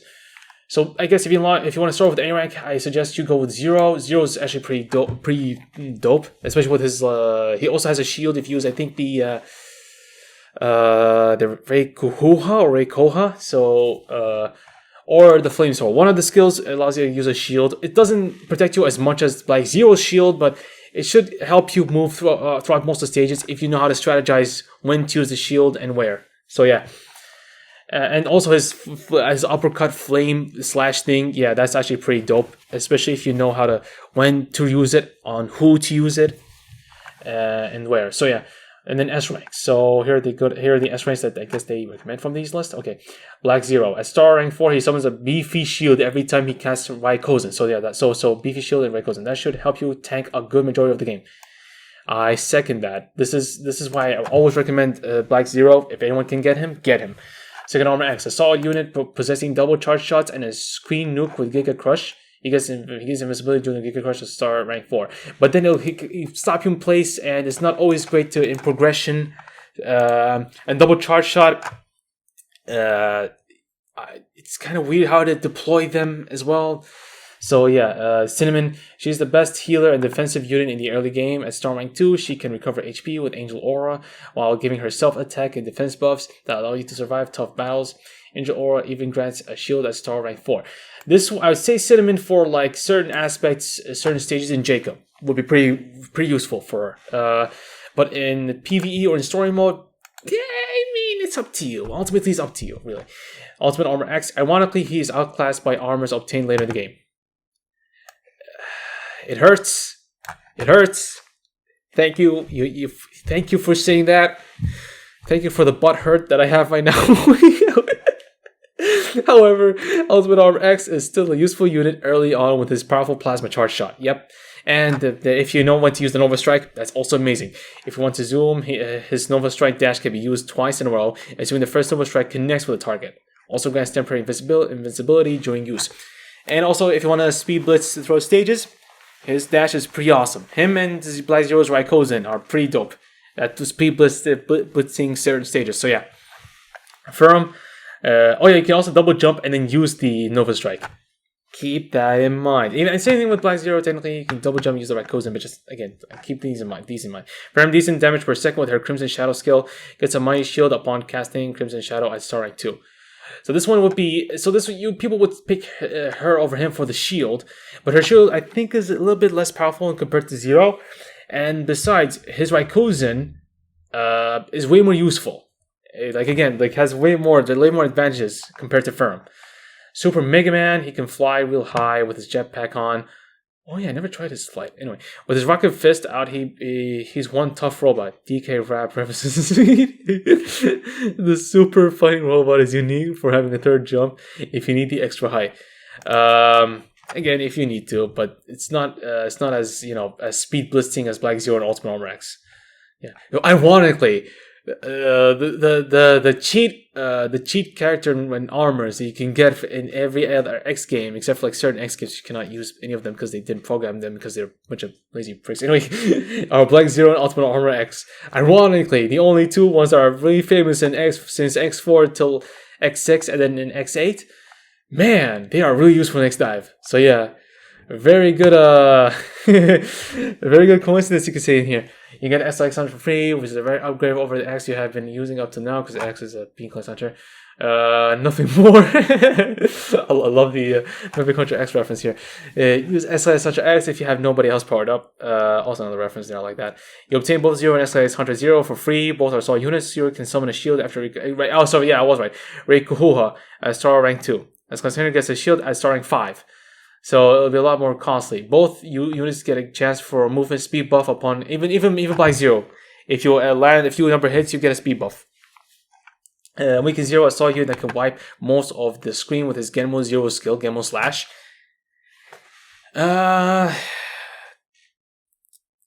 Okay, sure. Yeah, but then because I'm factoring in the reload time and when you'll use the Genmo Slash. Yeah, he could be good. He could be good. But he's as effective as second Armor X and even third Armor X. Unlike Tax's charge shot in the original MegaMan X3, in D-Block the cross charge shot is very powerful, especially across streams right on top of the enemy. Tax also has a chance to summon a shield that can enter his hyper mode. Hyper armor mode for attack defense buffs. Oh my god. Domonkash, man. One of them is a reference for the other. I swear to god. Freaking Burning Gundam. Sekiha Tenkyoken, bro. At star rank 3, he can heal himself when you stand still. Or he can grab one of his exclusive cards to heal every time he uses it. He enters hyper mode. Yeah, so, and also cards for corresponding characters will be very useful, so keep that in mind. Tax is another unique character that gets a third jump while in hyper mode. Again, if that interests you, if that's useful for you in particular stages, use it, get it. Falcon Armor X. What is platforming? That is what you'll be asking yourself once you experience flaxes. I like flaxes. Weird flax, but okay. Ability to fly in midair, star rank 1 required. If you want to perform cool skips and or trivialize platforming, flax is your man. All right, I agree. In certain situations, he's very useful, and you saw in the last episode of On the Online when I locked him, he can be useful in certain aspects, especially in certain boss fights where some characters will utilize most of the stage, like that freaking crystal freaking cutter thing. Yeah, you can fight in the middle of the stage while it's rolling around like freaking armored armadillo. Yeah, you can save yourself from losing a lot of health from there. So pretty useful armor for certain boss fights, for certain stages, and could be used very useful when obtaining hidden items that you may have missed for the stage, especially when you factor this with the camera mod, the Freecam mod as well, or the distinctly the Unreal Engine like Explorer, File Explorer, multi-tool kind of mod thing, which you again links in the description. Base GS, another unit with a screen nuke. Thanks to his Vanishing World skill, Life Aura star rank 3 is not too shabby either. Haven't used it before, so okay, I'll take their word for it, I guess. Zero Nightmare Zero. I first called Nightmare Zero actually. Perfect for Buster plus melee weapon mains with his passive skill buff. His Buster skill deals good damage and he gets not one but two Genmu Zero Kais to wipe the screen at star rank 5. Though I think, based upon canon and based upon how they like to keep things as close to story, I guess, as possible, with references and stuff. It's not as powerful as Zero's Genmo Slash. And Kai, by the way, means different or changed, by the way. So that's why they call it Genmo Kai. But yeah. Chapter 16, Sword Base. Let's be real, if you care about raw power, you shouldn't be using anyone else at this stage. Insane damage per second. Oh yeah, because that's he's one of the reasons why he's very good at PvP, because of his raw power, I guess. Insane damage per second potential with his defense debuffs for his base buster. 3 shots at start right 4. He'll become zooming through stages in a blink of an eye with his sweeping laser skill. Then eventually he can spam both active skills twice in a row at start right 5 and has a chance of blocking damage. Bro, we're still at this much? Yo, this video is gonna be very long. I'm very sorry, guys. I'm not gonna split it up. I want to keep things in one video anyway. So I'll put some timestamps in case I didn't mention this earlier. I'll put some timestamps so you guys can skip throughout the video or not have to watch all this. But anyway. But yeah, so yeah, I'd also recommend. I've tried him a few times before, like you saw in the last episode. I think, yeah, if people say he's also amazing at PvP, then I guess he'll be amazing at PvE in general. So, because you're up against freaking players and those are freaking crazy. Anyway, Dive Armor X, a better class by the other Dive Armors you unlock at the end of the story as well. But for now, he can handle most everything. He can handle most everything. Yeah, okay. Thanks to his decent damage output, protections against negative status effects, and HP healing at starting 2. With Nova Aura is summoned. Great for riding through the Jacob Orbital Elevator. I agree to that. Latter statement, I absolutely agree. For story mode, he can be useful. I don't see why not. In certain aspects, he can be pretty useful. Base Cross MegaMan has his own screen nuke, Vanishing World Kai, gets Life Aura, Star rank 4, gets speed buffs, star 3, and hits hard. Almost everything you can ask for a near end game character. Okay, sure. Gaia Armor X. If you don't want to wait a couple more chapters for Shadow Armor X, and stage hazards like spikes, lava, and press machines are giving you a hard time. Oh wow, even lava and press machines? I'll double check that. I did not know that. Interesting. Then use gags to ignore damage from all of them. This walking tank of an armor also has the unique rad ability to cling to walls indefinitely at the cost of a lower base dash speed and lower movement speed as well. I noticed it's a bit he moves a little bit slower than the others. But in Shadow Armor X, it has the whole wall, the rad ability to cling to walls. But Spice, I forgot if he does or not. I'll double check anyway. 21 and on. Any of the Dive Armor characters, Shadow Armor X as well, they also critical scenes, they ignore stage hazards damage. Oh, okay, so and Truvia. Oh, so the square means true. Okay, that's kind of weird. I'll call them Ultimate Via. They will all allow you to plow through anything the game can throw at you, which is why they don't want you don't want us using them until the end. Even though Black Zero can be a very amazing substitute, but anyway. Event exclusives unlock after player level 60. Swimsuit roll, don't care for her. Halloween vial, and good damage. Pumpkin bomb tracks the target, and Batwing boomerang steals HP from victims. Yeah, a certain Detective Comics would like to have a word with you. Halloween Sigma, his Penta-Bat shot, tracks the enemy and steals their HP. Okay, I guess useful in that regard. Halloween roll. Actually, he'll be pretty useful for very, very useful for possibly challenge Jacob. Yeah, I think so, yeah. Halloween roll. Great damage buffs and healing. Okay. Christmas CL, instant defensive and offensive skills. Via. Super version of PortalMan.exe and 0. If you're gonna see that, then man, I undermined Via really hard. Because Portal Man, dude, in PvP, Portal Man gave me a hard time fighting against him. But when using him, bro, Portal Man was freaking amazing, bro. And on that one account, oh yeah, he was freaking amazing. He can clear screens with his own Reikuhuha and close in on foes quickly with style sword technique. Even though, again, like when I tried him out, it didn't feel that powerful, but I guess, again, when you rank him up, maybe he might feel better. But we'll see. Next Dive Armor X. Last Dive Armor and character to be released before end of service. He's initially the ultimate armor version of Dive Armor X. Yeah, which he is. Bring his power up to speed with his fellow Dive Armor users. He is... Oh, okay, what's his ability? He's... freaking dyslexia.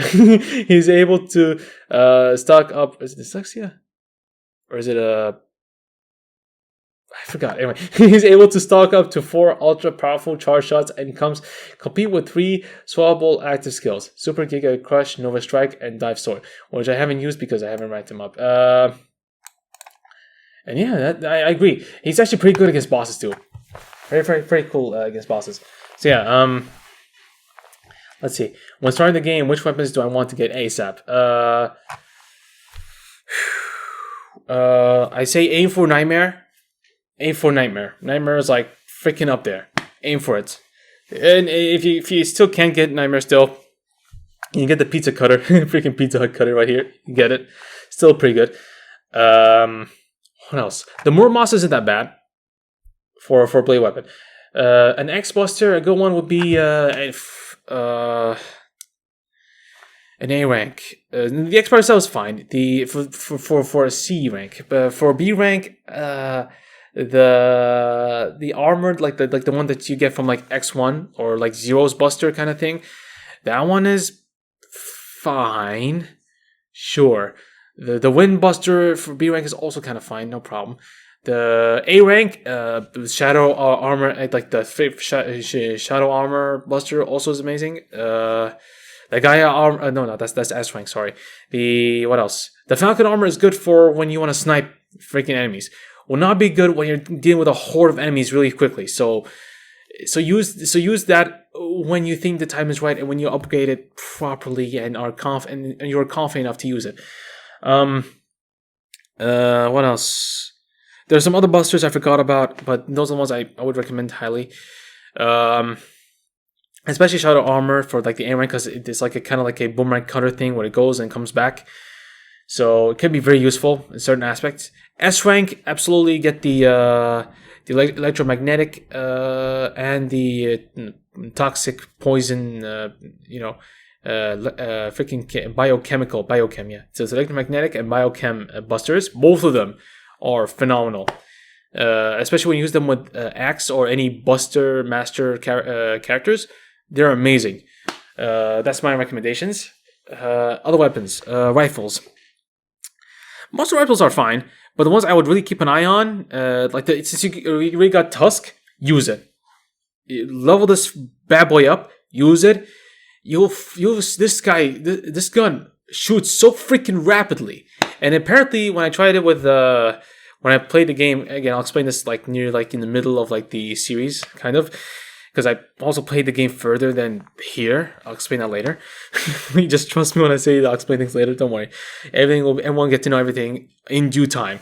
But when I tried it in the EXP event, the XP event where you get XP and then you just scroll down and then there's a bunch of spikes at the top and it's descending towards your head. Apparently when I try the Tusk and it goes through armor, it goes through shields. So I guess Tusk is pretty powerful in that regard. So you can use him. You can use it. I mean, use him. I mean, use it.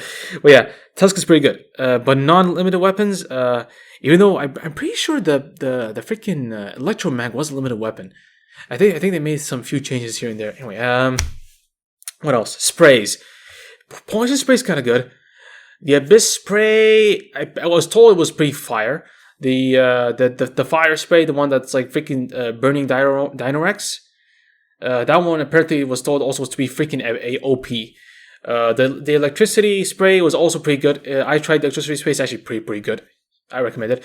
The glittering thing, like that yellow spiky looking spray thing, I don't know. It depends. It's from time to time and from stage to stage. It depends, like and what kind of type. Especially, I'm factoring Jacob in here since this is PVE now. It depends. It's a whole lot of depends. All right. So it's kind of one of those things where it just depends. So those are for the sprays. What other weapons are there? So I think we covered all of them. So we covered busters, sprays, blades, and rifles. Yeah, I don't think there are other weapons. Yeah, that's it. Yeah, that's it. So yeah, just work on the ones I recommended. Those are pretty fire. And then you'll blitz through story mode, no problem. You'll blitz through most of the events, no problem. You'll blitz through a portion of Jacob with ease. Most of the rest with mid difficulty, and some one or two with extreme difficulty. Again, because Jacob is dependent upon what weapon you use, what type of weapon you use. So if you use rifles, you get an extra boost. Oh yeah, speaking of rifles, miniguns, in the freaking barrel guns. I recommend the freaking red minigun. I forgot what it's called. And the other ones I haven't tried. There are other ones I haven't tried. I haven't tried those. But once we progress to the story and unlock those, I'll try them out. I'll let you guys know through the reviews and which ones you can use. And then for the tier list, you can figure things out from there and stuff like that. Anyway, the Gatling gun, this one right here, that was fun. That's pretty fine as well. Early on, if you want to upgrade your A rank, this is pretty fine. But yeah, otherwise, yeah, that's it for my recommendations. Let's see what he has to say for the recommendations. So sorry it took so long. Oh man, we're gonna be here for ages.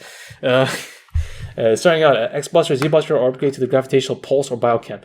I prefer to get both busters for X, and the triangle saber for 0 with one of these two. So yeah, and touch 11, upgrade to triangle saber to nightmare. Or if you can unlock Nightmare early on, if you can get it, you get Nightmare. Nightmare is supremely overpowered as a sword. Final chapter, Ultimate Blast, Red Lotus Saber, and other endgame weapons will plow through anything if you want a truly mind-numbingly easy experience. Ultimate Blast, I think that's the ultimate buster for the Dive Armor X, I think. That one, I agree. When I tried it out in the online, rank 1, oh my god, that thing is freaking ridiculous. Even as a concept, it's ridiculous. Red Lotus Saber, though, I haven't tried it before, so I don't know. So yeah, but once I try it, I'll see if I can. But for now, I guess take his word for it. Burning Spray Gun, easy, early game, continuous burn, status inflictor. Then again, you can always, with a saber, just freaking dash, plow these guys, no problem. And your busters are there too. Triangular Saber, the best early game melee weapon to use since it deals extra dash slash. Okay, yes, that's the one. Snowy Spray Gun can slow enemies and also it can grant you a strong shield when you exhaust its energy. Useful for Jacob until you get other weapons that can grant you shields and stuff, and characters that can grant you shields. Gatling Gun, fast rate of fire for mowing down fodder enemies. Yep, I agree. Poisonous Cloud Spray has a longer range than the other sprayer weapons at this point and inflicts continuous poisonous damage. Extraordinary Mortar, as it gives you a shield every 10 seconds. But I prefer the Mortars, yeah. I prefer the it will be useful for certain aspects of Jacob and certain aspects of story mode.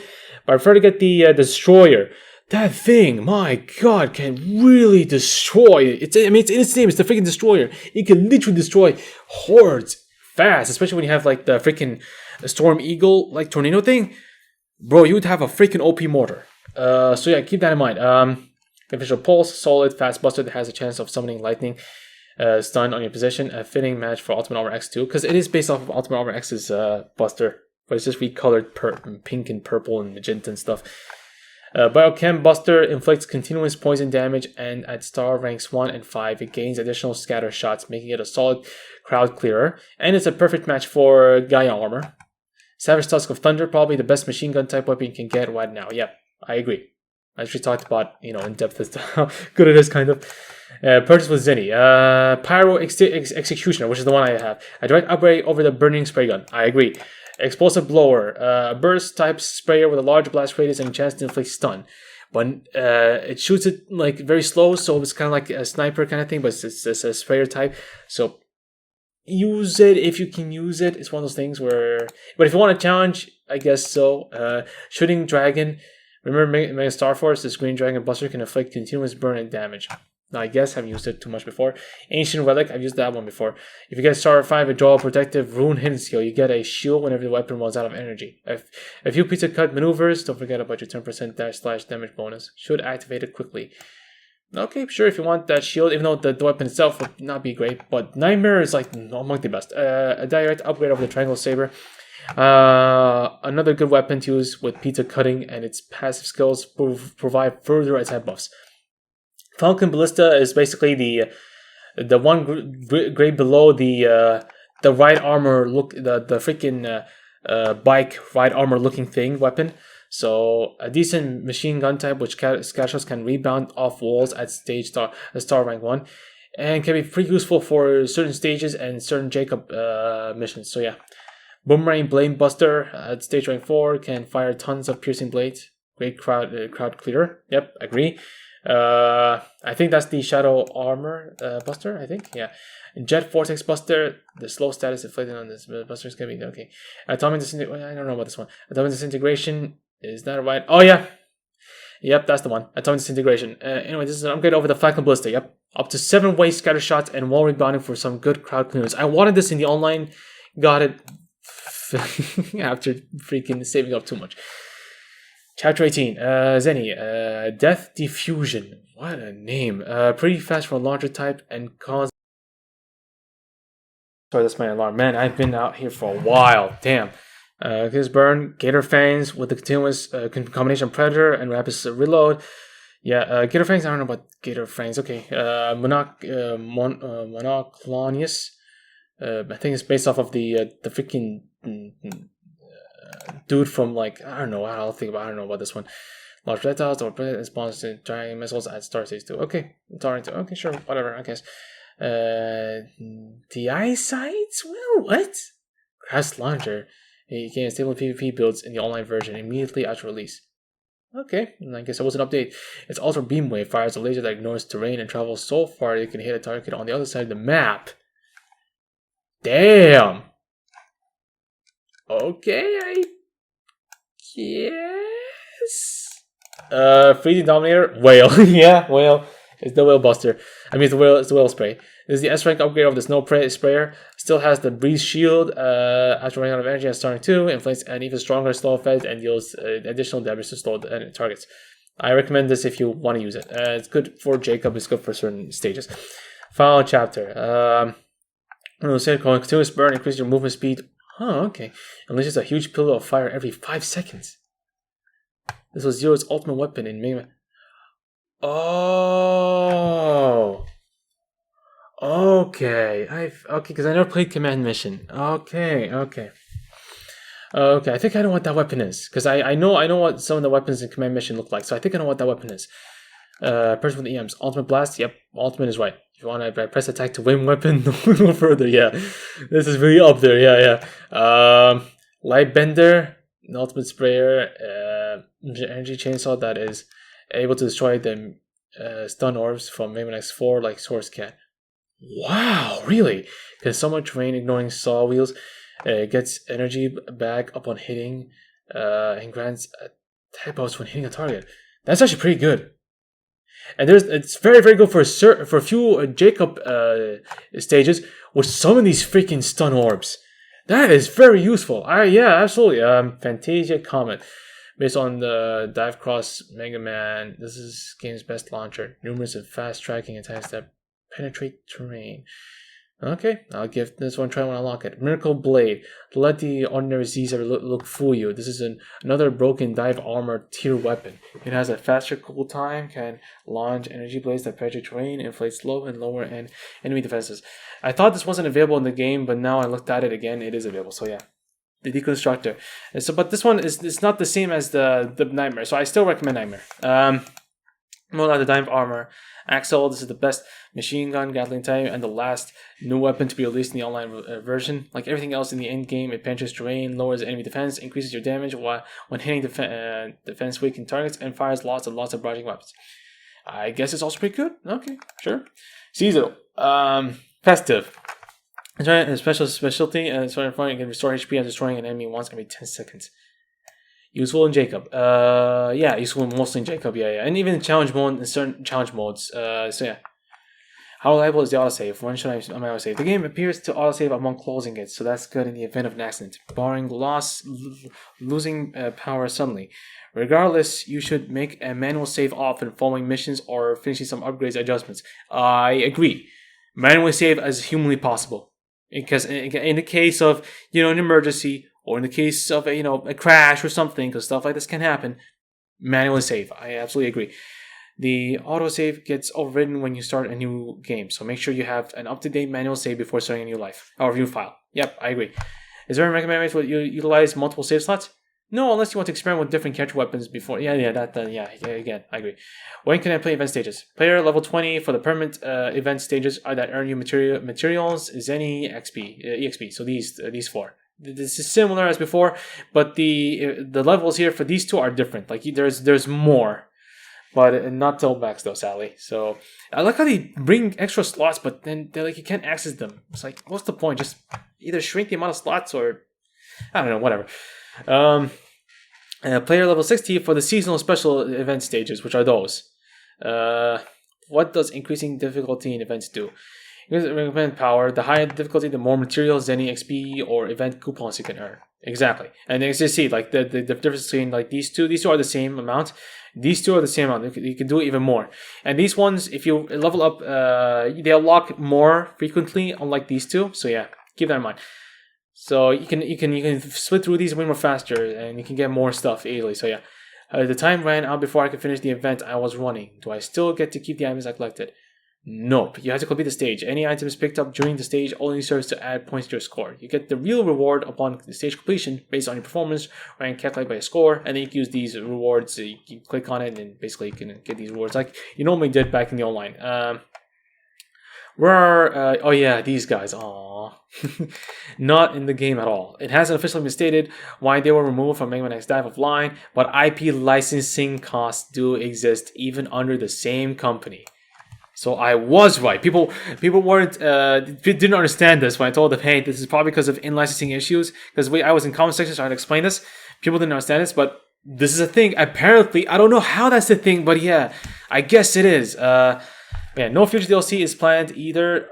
But then I have another tab up here that says otherwise, but we'll check this out later.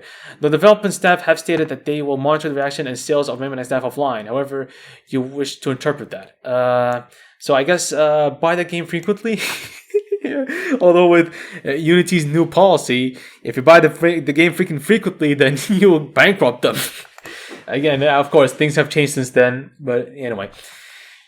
There's no telling when rules can go back again. Anyway, so there is good news on this front, however. The fan modding community has already begun work on restoring the removed content, which includes those crossover characters.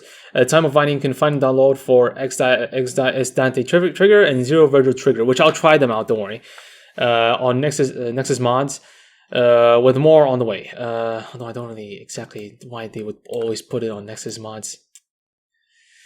But I guess if you can't find any other place to put it, okay, fine, sure, okay. With more on the way. We will leave you to your own devices to figure out how to install mods, but perhaps we'll come back with a modding guide in the future as the scene develops. Or go to that one server in the description below. I heard this game requires you to be online to play, despite very clearly being named offline. Is this true? Nope, it's not true. You can play this game offline. I played this game without an internet and it worked, don't worry. So yeah, so there's no need for connectivity at all. There's nothing that goes back to any servers. Don't worry. What is sending used for? Buying character, weapon, memory, fragments, cards, etc. The only thing that connects actually to the online is backing up your save. Otherwise, as far as I'm concerned, nothing. So buying character, weapon, memory, fragments, cards, etc. from the in-game shop for the purchase of locking or okay. So that's what Zinnia and Element Metals are used for. And also have other uses for like leveling up stuff and stuff like that. So yeah. What can I use yet? I thought this game was supposed to have everything available. Not exactly. We just explained this. It progressed to a certain point in the story and stuff like that. And yeah. What are those tickets used? The event coupons, they're used for this, like I explained before.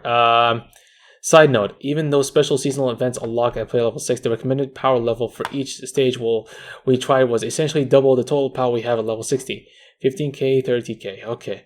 Difficulty options found in the online version appear to be removed in favor of one standard difficulty level. That's okay, interesting. That being the case, the events are definitely intended to be late game content, but you can attempt to power through if you want some event characters' weapons early.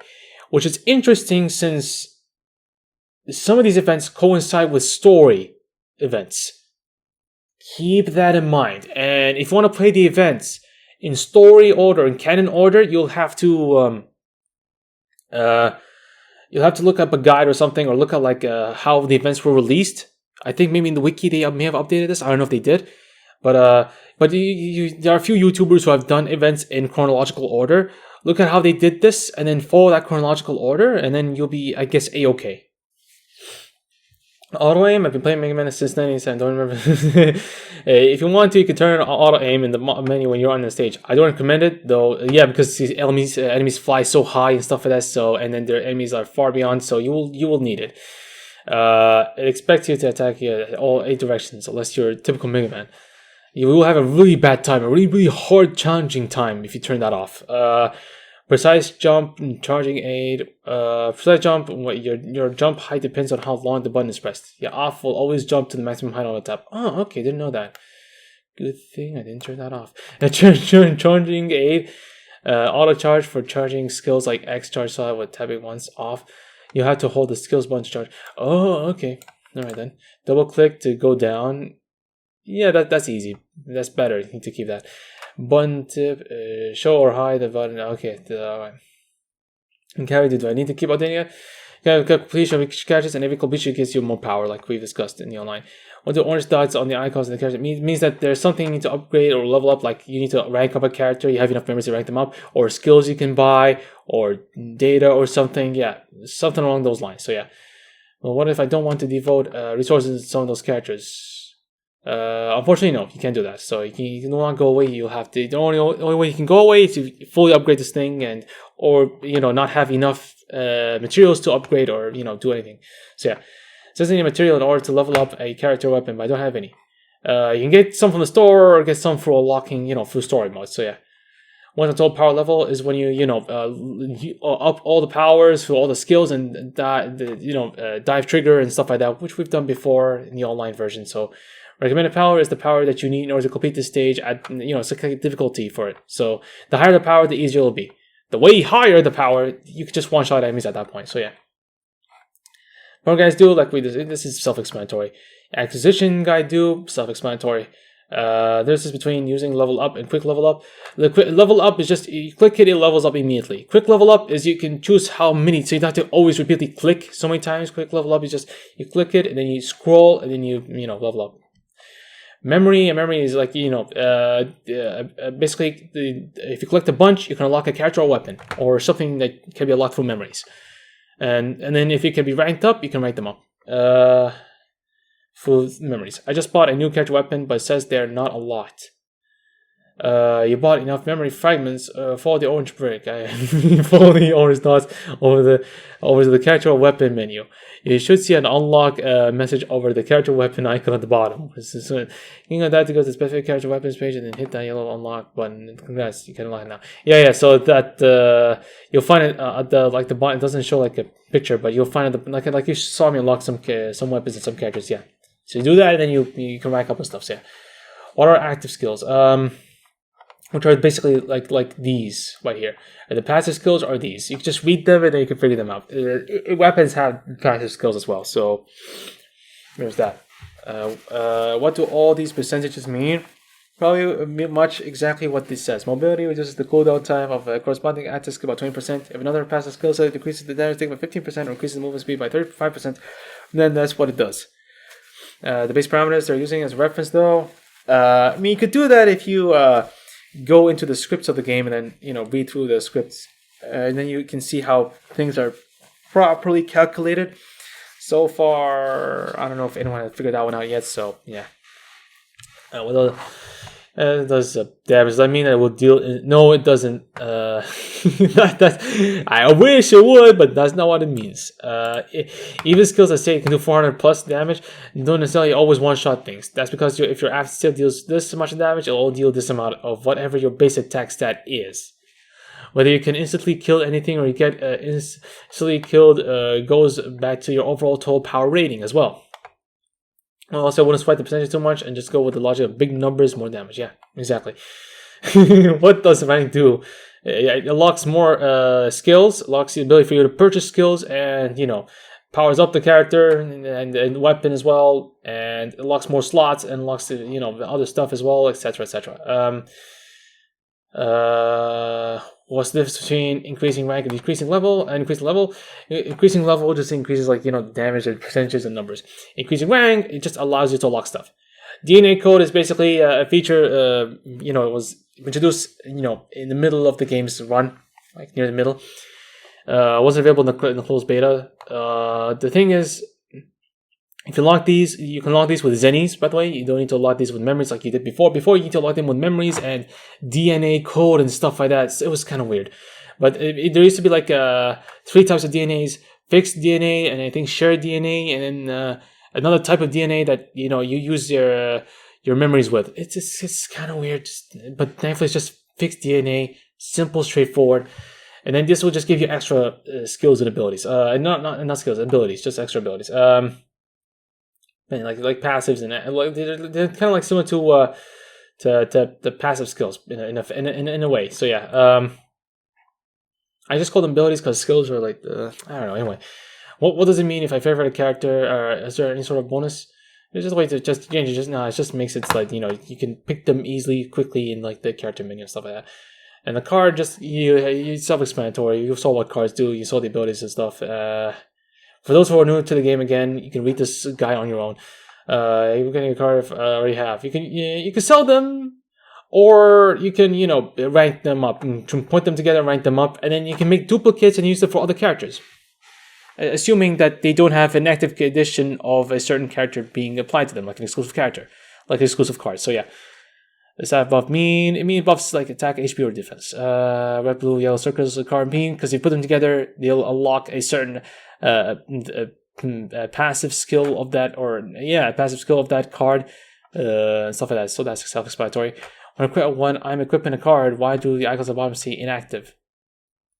And get the pair together in the right card colors to meet the if I remember correctly, it doesn't matter what order it is. What matters is the fact you have those specific cards and those specific icons. Now, it can get messy, like if you want specific cards to work together, but then again, strategy and stuff like that. So that's the only way you can play around with it. Once we've seen a power-up and an item power-up for cards. Power-up means sacrifice cards to increase the level of an item. Item power-up is an alternate way of achieving the same effect using items instead. Okay, what does level estimate mean on cards? Will reach based on the cards. Okay, the level of the card will reach based on the cards or a card EXP programs you selected to power up with. Okay, let's see the card and chip.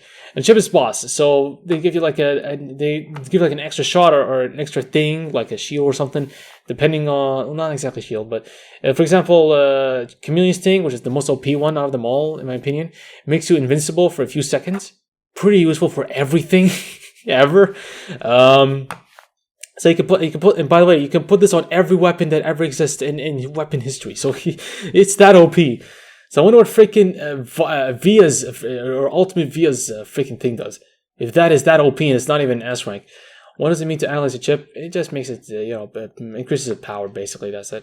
What does it mean to protect a card? If the card means that you will not combine with other cards, and nor will you be able to sell them. So if you you don't accidentally sell a card, you don't accidentally put stuff together, so it just makes it so that it's exclusive on its own.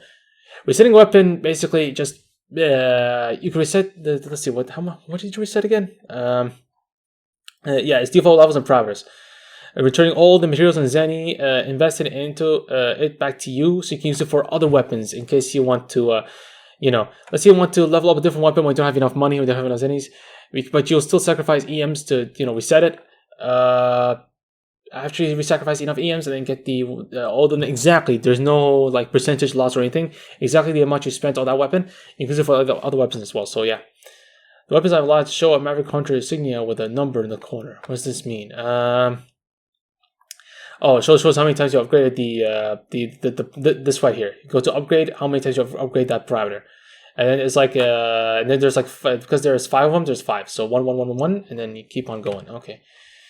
And that also dramatically not only increases the attack in those 5 parameters, but it also dramatically increases your power, your total power of that weapon. So yeah, an armor also gives you like a health and stuff, and if you put them together, it gives you an extra bonus health and power and stuff like that. So yeah, and then combined armor if you have like some nuts or bolts or whatever you can get from like certain events and stages, you can combine them together and you buy more armor, and if you get golden ones, you can get powered up like S rank type armors as well. For not all of them have S rank, by the way, so yeah, keep that in mind. Dismantle armor is if you get Zenny back and get a small amount of bolts. Bonus. Okay, so that's it. So yeah, that explains this. It doesn't look different because it doesn't wear that armor. It's just a thing. It's just like an item, kind of. It's sad. I wish they did, but it'd be kind of weird first and foremost. And it's whatever. skills, and this drive trigger. If you play the game, you know what all this does. It also, if you level up this so fast, you'll dramatically increase your power even beyond anything else. And total level is basically when you combine all these together, like you add them up together, it gives you like a whole total here. So yeah, for me here in the dive trigger, I recommend the health and the laser, or sometimes, and actually the health first, because if you cannot use dive triggers in challenge mode, but in other than challenge mode, I recommend this one. If you run out of health and there's no health way you can get it back, you can use that one just to get like a 3-star easily. Otherwise, anything else is up to you. It comes down to how you use it and who or where and stuff like that. So yeah, it's up to you. And then challenge mode, no, which means a lot of EMs, yeah, and all the goodies if you ignore them, yeah. So I suggest you play challenge mode. It gets challenging down the line, but it shouldn't be that bad for you early on. The way to play the challenge levels in story instead of normal. No, the challenge levels are only unlocked after clearing the story mode. It's the story chapter normal first, yeah. War of deep elements. Oh yeah, which is these data. These you unlock them, and if you collect all of them, you get an achievement that gives you, I think, 60,000 EMs. I think that's a lot of EMs, but not enough for this game. But oh well, it's still a lot though. Oh, so 1, 2, 3, 4, 5. So it's like kind of like a zigzag kind of thing. Ah, I see what you did there. Okay, how many deep elements are there? I think you can get, well, you can track them up, but I think that you forgot to count how many. So yeah, just for the achievements, yeah. And how many levels does this game have? It has 23.6 for normal, 26 for challenge. So when you add them up in total, that's at least 342 and 815 with all difficulties. That's a lot of stages. But hey, man, you said you wanted to challenge. Extra lives are continuous, just like in X8. Yes, you do, but not exactly like X8. But yeah, you can get these, but these are very expensive. So die responsibly. Alright, so much more story to live the next.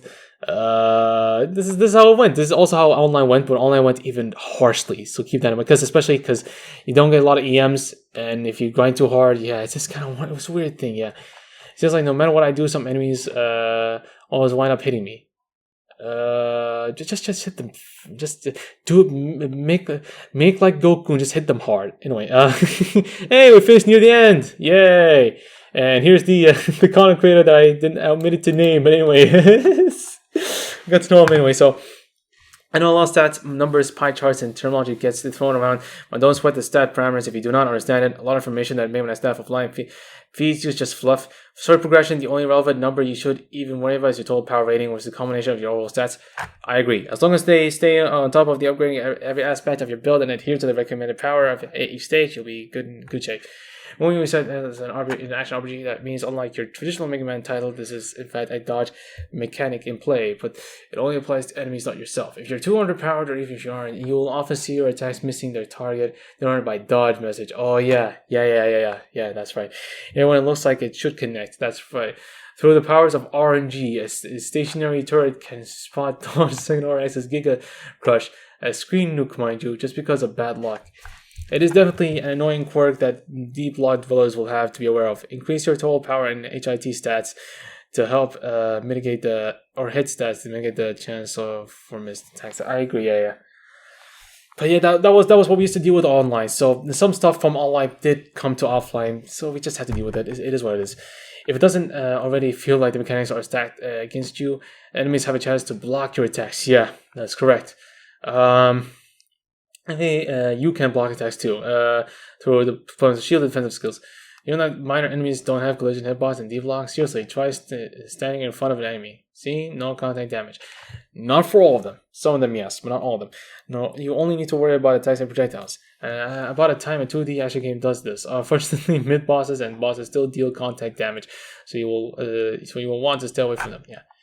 But then the pizza cutting, if you want to pizza cut bosses and enemies, you can put that with the community stings, chip, and with any shields, you're broken. That's why I say the best combination for story mode throughout: Black Zero, community sting chip, Nightmare Blade, plus a buster of your choice, or even 2 blades if you want to go freaking full on melee, and the Raikuzin and the cooldown for that one. The Raikuzin, yeah. And done. You basically could beat the entirety of story mode. Just all you need to worry about is just power. And that's it, man. Yeah, Do you hate a look at the okay? So the basic it was a controversial PvP days. Now D block is strictly single player. Who cares about playing fair? By the way, back in the day, earlier in the closed beta and earlier in the early days, you could pizza cut infinitely, but then they passed it so you could pizza cut limitedly. I don't know. I haven't tried it completely though, but apparently according to this, I think you could go back to this. Oh, not any attack weapon friendly to tapping the dash button to rest for any type of dash you sort of hit once more. This way you can stack up undergrounds and a few melee weapons that won't work as well with this continue. Yeah. But Nightmare and similar weapons to it can work perfectly with it. But if you stick to my recommendations, you'll be fine. I do hate the look of that ugly aura around your character when you equip a boss chip. It means to retain the boss chip's effects without muddling the character's look in the specific as an external effect to low. Ah, okay, so that's what that does. Okay, sure. Whatever. You're playing this is coming from the guy who called the Genmu Slash for Awakening Zero before his release, because we didn't mind it back in the day. He called it the freaking Hadankeki. I remember correctly, he called it the Hadankeki. Are you serious? It was the Genmu Slash. It was literally like he held the saber up for a few seconds and then sliced it down. That's the Genmu Slash, not the Hadankeki. Hadankeki is like a smaller slash. It's even in the name, anyway. If you are playing the game on Steam Deck, oh, okay, good to know. Press the Steam button with in-game to get control settings and set right trackpad behavior to act as mouse. This should help you get across the menus a bit easier. Oh yeah, okay, that's pretty cool. If you're a Steam user like me and fancy switches between playing on PC and Steam Deck, okay, that's for Steam Deck stuff. Okay. That's for reading, and in case you haven't heard, re-upping our hosting for the next few years. Took a bit right out of our bank accounts. Okay, so yeah, do support them kindly, please. Support them, give them some love and stuff like that. So yeah, and Shadowbox ZX. As much as we have a bit of history between one another, I'm all cool. I'm all chill. If he still hates me, then it's whatever. I'll explain the history maybe in the next episode. So yeah, I'll keep that because we're running out of time. Anyway, I'm gonna redirect, but this episode's not finished yet. Sorry. I'm gonna redirect, and then when I redirect back home, we'll continue to the last portion of this video, and yeah, and see you guys in the last portion. Okay, and we're back. So let's Capcom Taiwan released a video, and we're just gonna react to it. It's 6 minutes long. Hopefully, it won't take too long. That's anyway. 大家好，我是洛克人 X DiVE 的制作人一田孝道人。然后 Hello, producer. MegaMan X DiVE Offline の There's also another producer, two producers for mobile game. 我们终于到了 TGS Yeah, we know. We can see that. 这里是日 Tokyo 本 Game Show 2023. 知道吧？如果可能，玩家也有可能，玩家也在这个展场，对不对？ Just listen. ね、浅田さん。はい、そうですね。 English is phenomenal. そうですよね。はい。じゃあ、 So where are you in Tokyo Game こ Show? の会場では、ローカル X DiVE Offline のたくさんのコラボが開催されています。 Really? はい、 Okay, let's そう see です this. ね。はい。あんな会社もこんな会社も実はMegaMan X DiVE のオフラインの一緒にコラボして今日その私有機があったりとか PV が流れてたとかいろいろ展開されてるんですよね。そうですね。はい。どんな会社さんがいっぱい一体コラボ。そうですね。今回私有機を置いていただいているのは Four インテル社、 Intel, MSI 社、 MSI, アスース Asus. 社、クルーズ社 Who's の Cruise? 4社に置いていただい Wait, ていま who's す。Cruise? じゃあ会場に来れ I know the first three. I don't know who Cruise is. ちょっと私たちでプレイしてみて見に行かせてもらって、その模様を皆さんにお届けしたいと思います。Yeah, cool. それでは早速行ってみましょう。 Alright, let's go. Oh, that repeated twice there. Okay. Okay, so it's just like a venue. It also has like other. Oh, that's pretty cool. Powered up X. If only that was a character, you know, that would actually be pretty cool. So we got the second armor. And that's it. これ出ますね。はい、 Here it クルー is. ズ社様の、Come on, that should have been a character. That's literally a free character right there. Oh, はい、こ whatever. のようにデカデカと大きな看板を掲げてくださってますね。あっちに私有機がありますね。 Okay. 早速行って So みま that's しょう。 Cruise, I guess. これで Okay. すね。 But where does MSI and Intel and Asus come in 置いて here? くれてますね。さあ早速やってみましょう。 Oh, alright. So you can try it out on. Oh, okay. あ、このようにですね、ステッカーももらえるみたいですね。 So they're trying. Oh, so they're giving you. Okay, so they're allowing you to try only the Dive Armor はい、 X 6枚伝え僕らに and ももちろ play ん the クルーズ社 freaking 様の boss, the プロ Octopus ジェクトゼノ boss, もぜひよろしくお願いします。 and also apparently Cruise. I 続き don't まして know. アスース社様とのコラボブースに来ております。 Okay, what's up with Asus? ここでは Or AI で Asus. プレイできるということで、早速やらせていただきます。 Oh, okay, that's clever. That's very clever, actually. That's very clever.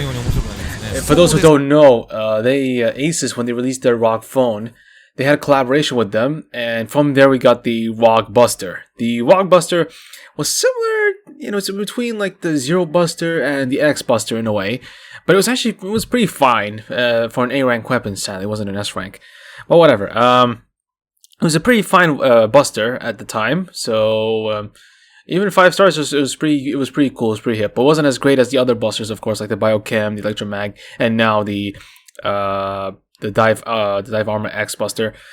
But yeah, it's actually pretty smart. It kind of goes back to their previous collab. So seeing it here with the what's this thing called again?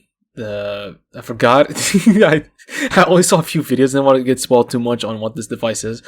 But yeah, I guess that's actually a pretty smart way to like advertise the hey, even though practically this is a PC, a handheld PC, like a handheld Windows like device. But to see a mobile game working, on a mobile Windows handheld device, kind of drives home like the idea that hey, hey, we got a MegaMan X game that is mobile, that is available even on PC, but on a mobile PC too. So it's kind of completely mobile and also works in PC kind of hardware. You know what I'm saying? So I can see the appeal here, but it works on Steam Deck, so I don't see them collaborating with Steam. So, anyway. ですね、本当に親和性が良くて、やっぱりこのなんていうんですかね、パッドでやると、電車でもどこでもできるなっていうイメージはありますね。画面もでかいですしね。そうですね。Wait a minute, is he Japanese? 持ち運びできる PC でやるっていうのもね、贅沢ですね。そうですね。はい。お客さんもいっぱい。Yeah, he's Japanese. That's Nihongo. Yeah. いややっぱり楽しかったですね。Wait, he speaks Japanese and Chinese? Okay. MegaMan X DiVE Offline A 来でもぜひ楽しんでください。Same thing, same demo. So MSI 社様のブースに来ております。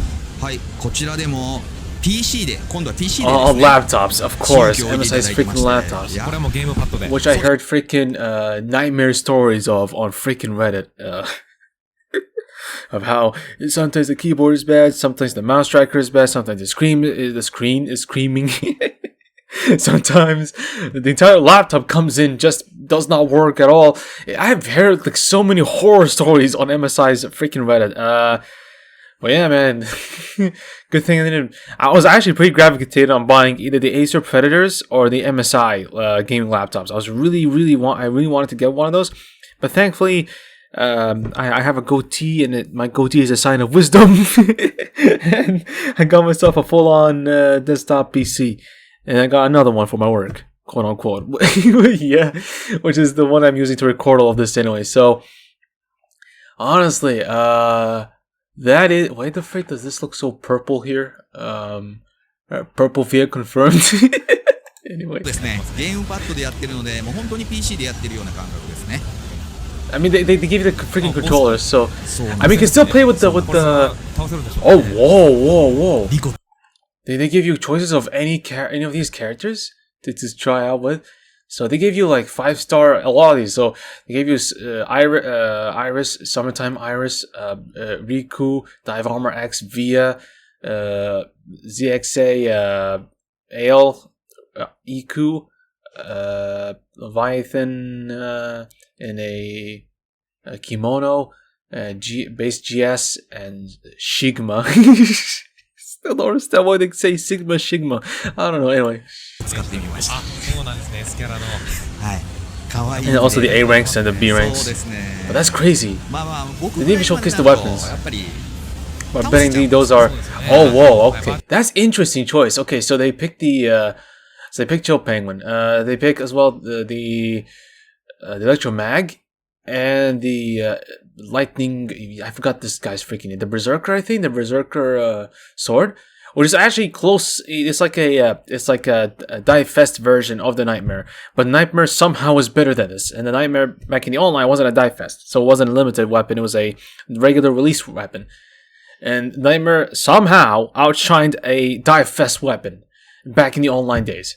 Like we had a discussion, we seriously had a serious discussion with my friends and I, and about what was the best one, and apparently Nightmare is still at the top at that time, until apparently Command Mission's Red Lobster weapon shows up, which we'll check out in the next video. But yeah, 当たるパッドじゃなくてゲームパッドの方がやっぱりそうですね like read up upon it, because we have to lock it later down the line. 負ける気がしない。はい。 Yeah, this boss, they not. This boss is so stupid. どうですかどっちだ Wow, they were so lucky that it didn't take too long. I actually, I think he died. Congratulations. Now they see the frustration with fighting this stupid boss. ああ、まあこういうこともありますよ Oh, ね。 this one's ましては、インテル社様のブースに来ております。 Okay, now this is gonna be interesting. What does Intel have to do with any of this? You don't even know こ that ち these ら are でも the. 上の上りにロックマン X ダイブオフラインの上り掲げてくださってますね。 The poor guy doesn't even know that those are the 吊り producers. 下げをね作っていただいたんですよ。あ、この監修ですか。 Oh, okay. So more laptops. Okay, this is more of showing off laptop capabilities. And as for Cruise, that's just a game collab. It's kind of okay. I mean, the game collab. Okay, that's understandable. They're two games collabing with each other. Okay, fine.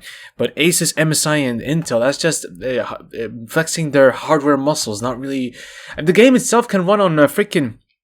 I bet you this game can run on a Nintendo Switch, no problem. Actually, that's the question, right? If the online, which is the online version of the game, can run on the Switch, well, through Android, of course. But I bet you it can run perfectly fine on the Switch natively. Why don't they port the game on the Switch? That really is an interesting question, because I've seen so far just all of them. If not, I mean, I don't think they use Linux for any of these. They're mostly all Windows devices running, freaking X DiVE through, of course, Steam. But still, why hasn't there been a Nintendo Switch port for this game? That's a heavy missed opportunity. A heavy missed opportunity to put it on the freaking Switch. It's the mobilest of mobile consoles. And you decided to put it on laptops? And okay, sure, fine, the Asus, whatever the frick it's called. That's it? I mean, okay, sure. Well, I mean, I guess, if it's Asus, they have their own handheld, I guess it'll be kind of weird for them to do it on the Nintendo Switch. But then again, if they do it on the Nintendo Switch and on Asus and on the Steam Deck, that's kind of like opening doors to, a lot of things. But, which one who paid first? Whatever. Collabs are weird, man. ギリギリでしたけど、いや、すごい。 And they're gonna fight over the in-house Capcom, gonna fight over IPs, even though they're literally Capcom, all of them. Resident Evil, Devil May Cry, Street Fighter, freaking and Mega Man. We can't have those freaking characters, and Monster Hunter. We can't have those characters over in here because AP collaboration, the things. And then I guess this also is a freaking problem. Okay. ありがたいですね。 Also, just realized PlayStation cable on an Xbox controller. 立派なもの They don't give a damn. はい、というわけで東京ゲームショウの会場を見て回ってまいりましたけれども、はいいかがでしたか？いやーありがたいですね。 PlayStation 新規を cable. いろんな会社さんが置いてくださるってこと Kind は of experiences means that more players can access our game, and we're truly す thankful ごくありがたいです。 for that. そうですね。 As more players have the opportunity to experience our X DiVE Offline. はい。 Being a ところで player, いろんな let's 方がと ask いえば about ですね、 player 現 feedback. 在リ Maybe リー let's ス後 have 多くの these questions like, 皆さんから will there be こ DLC? れダウンロードコンテンツがあるんですか？ Oh, there be コラボ collaboration with キャラ characters コラボ and ステージはやっ levels. ぱり入らないのっていう言葉をいただいてるんですけども、これについてどうなん Is ですか there any ね？ current planning for 実 addressing 際 player その feedback? 声は僕もいっぱい耳にしてますと。いっぱい Many 情 players 報 have も伝わってきてるんですけど、 since they ちょっと evaluated in まあ the 皆 direction さ of んが positive response. 欲しいということで So he's Japanese, 前向き he's に Japanese 検討させていただければな director, と現状は思ってます。あ、じゃあ今検討していると。はい検討させてください。とうことでよろしですね。はいちゃんと入ってますけどよろしいですね。はい大丈夫です。ありがとうございます。というわけでユーザーの皆さんお声いただきましたよ。 So they're はい thinking about it. そんなわけで So they're 東京ゲ thinking ー about ム it. ショウ Okay. のロックマン X DiVE オフライン But then コラボ it ブー doesn't スの紹介 answer the question, the age-old question of will they bring back those old collab characters from online onto X DiVE? And will DLC be free or paid? I mean, I'm guessing paid. I'm guessing paid because they had to break even with some of these, even though they really did with like all the EMs and paid EMs and stuff. But then again, we're talking about the franchise itself. Because here's the thing that people don't need to understand, right? compared to like all the other ones, in my humble opinion, X was the one that took the cake for a lot of people. It's kind of like how compared to all the Gundam timelines, Gundam Wing was the one that hit the most with the Western audience, whilst I think Universal Century was the one that hit like everyone else in Japan. I'm pretty sure. I think it was the Universal Century. Yeah, I know. One of the least ones that hit was freaking Mobile Fighter G. Yeah, Mobile Fighter G Gundam. Otherwise, yeah, it kind of gives me those vibes. Like, well, I mean, look, if there's something going on, if there are plans, then okay, all power. 以上です。ありがとうございます。 Goodbye. Yay, teenagers. Just kidding. But yeah, I mean, it does kind of feel that way. Like, it does feel like, you know, it's just like a bunch of doofuses working together just to make it kind of like a, hey, we're humans too, you know, kind of video. And they go around unsuspecting people like, hey, we just want to see how things are going with X DiVE, you know, we're the producers, and the poor workers don't even know they're producers. anyway, my 2 cents on the situation is okay. I'll just have to see how this one goes, how they handle this one. Hopefully they handle it well, though. And I do hope they bring back all those other characters, you know. It'll be a shame because a lot of time and effort were put into these characters, so it'd be a waste not to bring them over. So that's what I'm hoping. I mean, I'm also guessing that probably they might make EM DLCs, even though I really hope they do not, because it's really easy to unlock EMs. If people are that bad at the game, like, I don't know, then it's a player problem and not a game problem at that point. So they really should make like EM DLCs and stuff. So in any case, anyway, so enough rambling, enough making this video way too long than it needs to be. That's my 2 cents on the game so far, and that was the review of the highway stage. And the next video will be me beating the I think the gallery stage, as they call it, like the mine stage. I think it is, right? Or it's not the Flame Mammoth stage. Anyway, one of the two. I'll see you guys there. And yeah, and reviewing those stages as well, and getting to like what of the stuff I mentioned in this video in the next. In any case, take care, stay safe, and peace.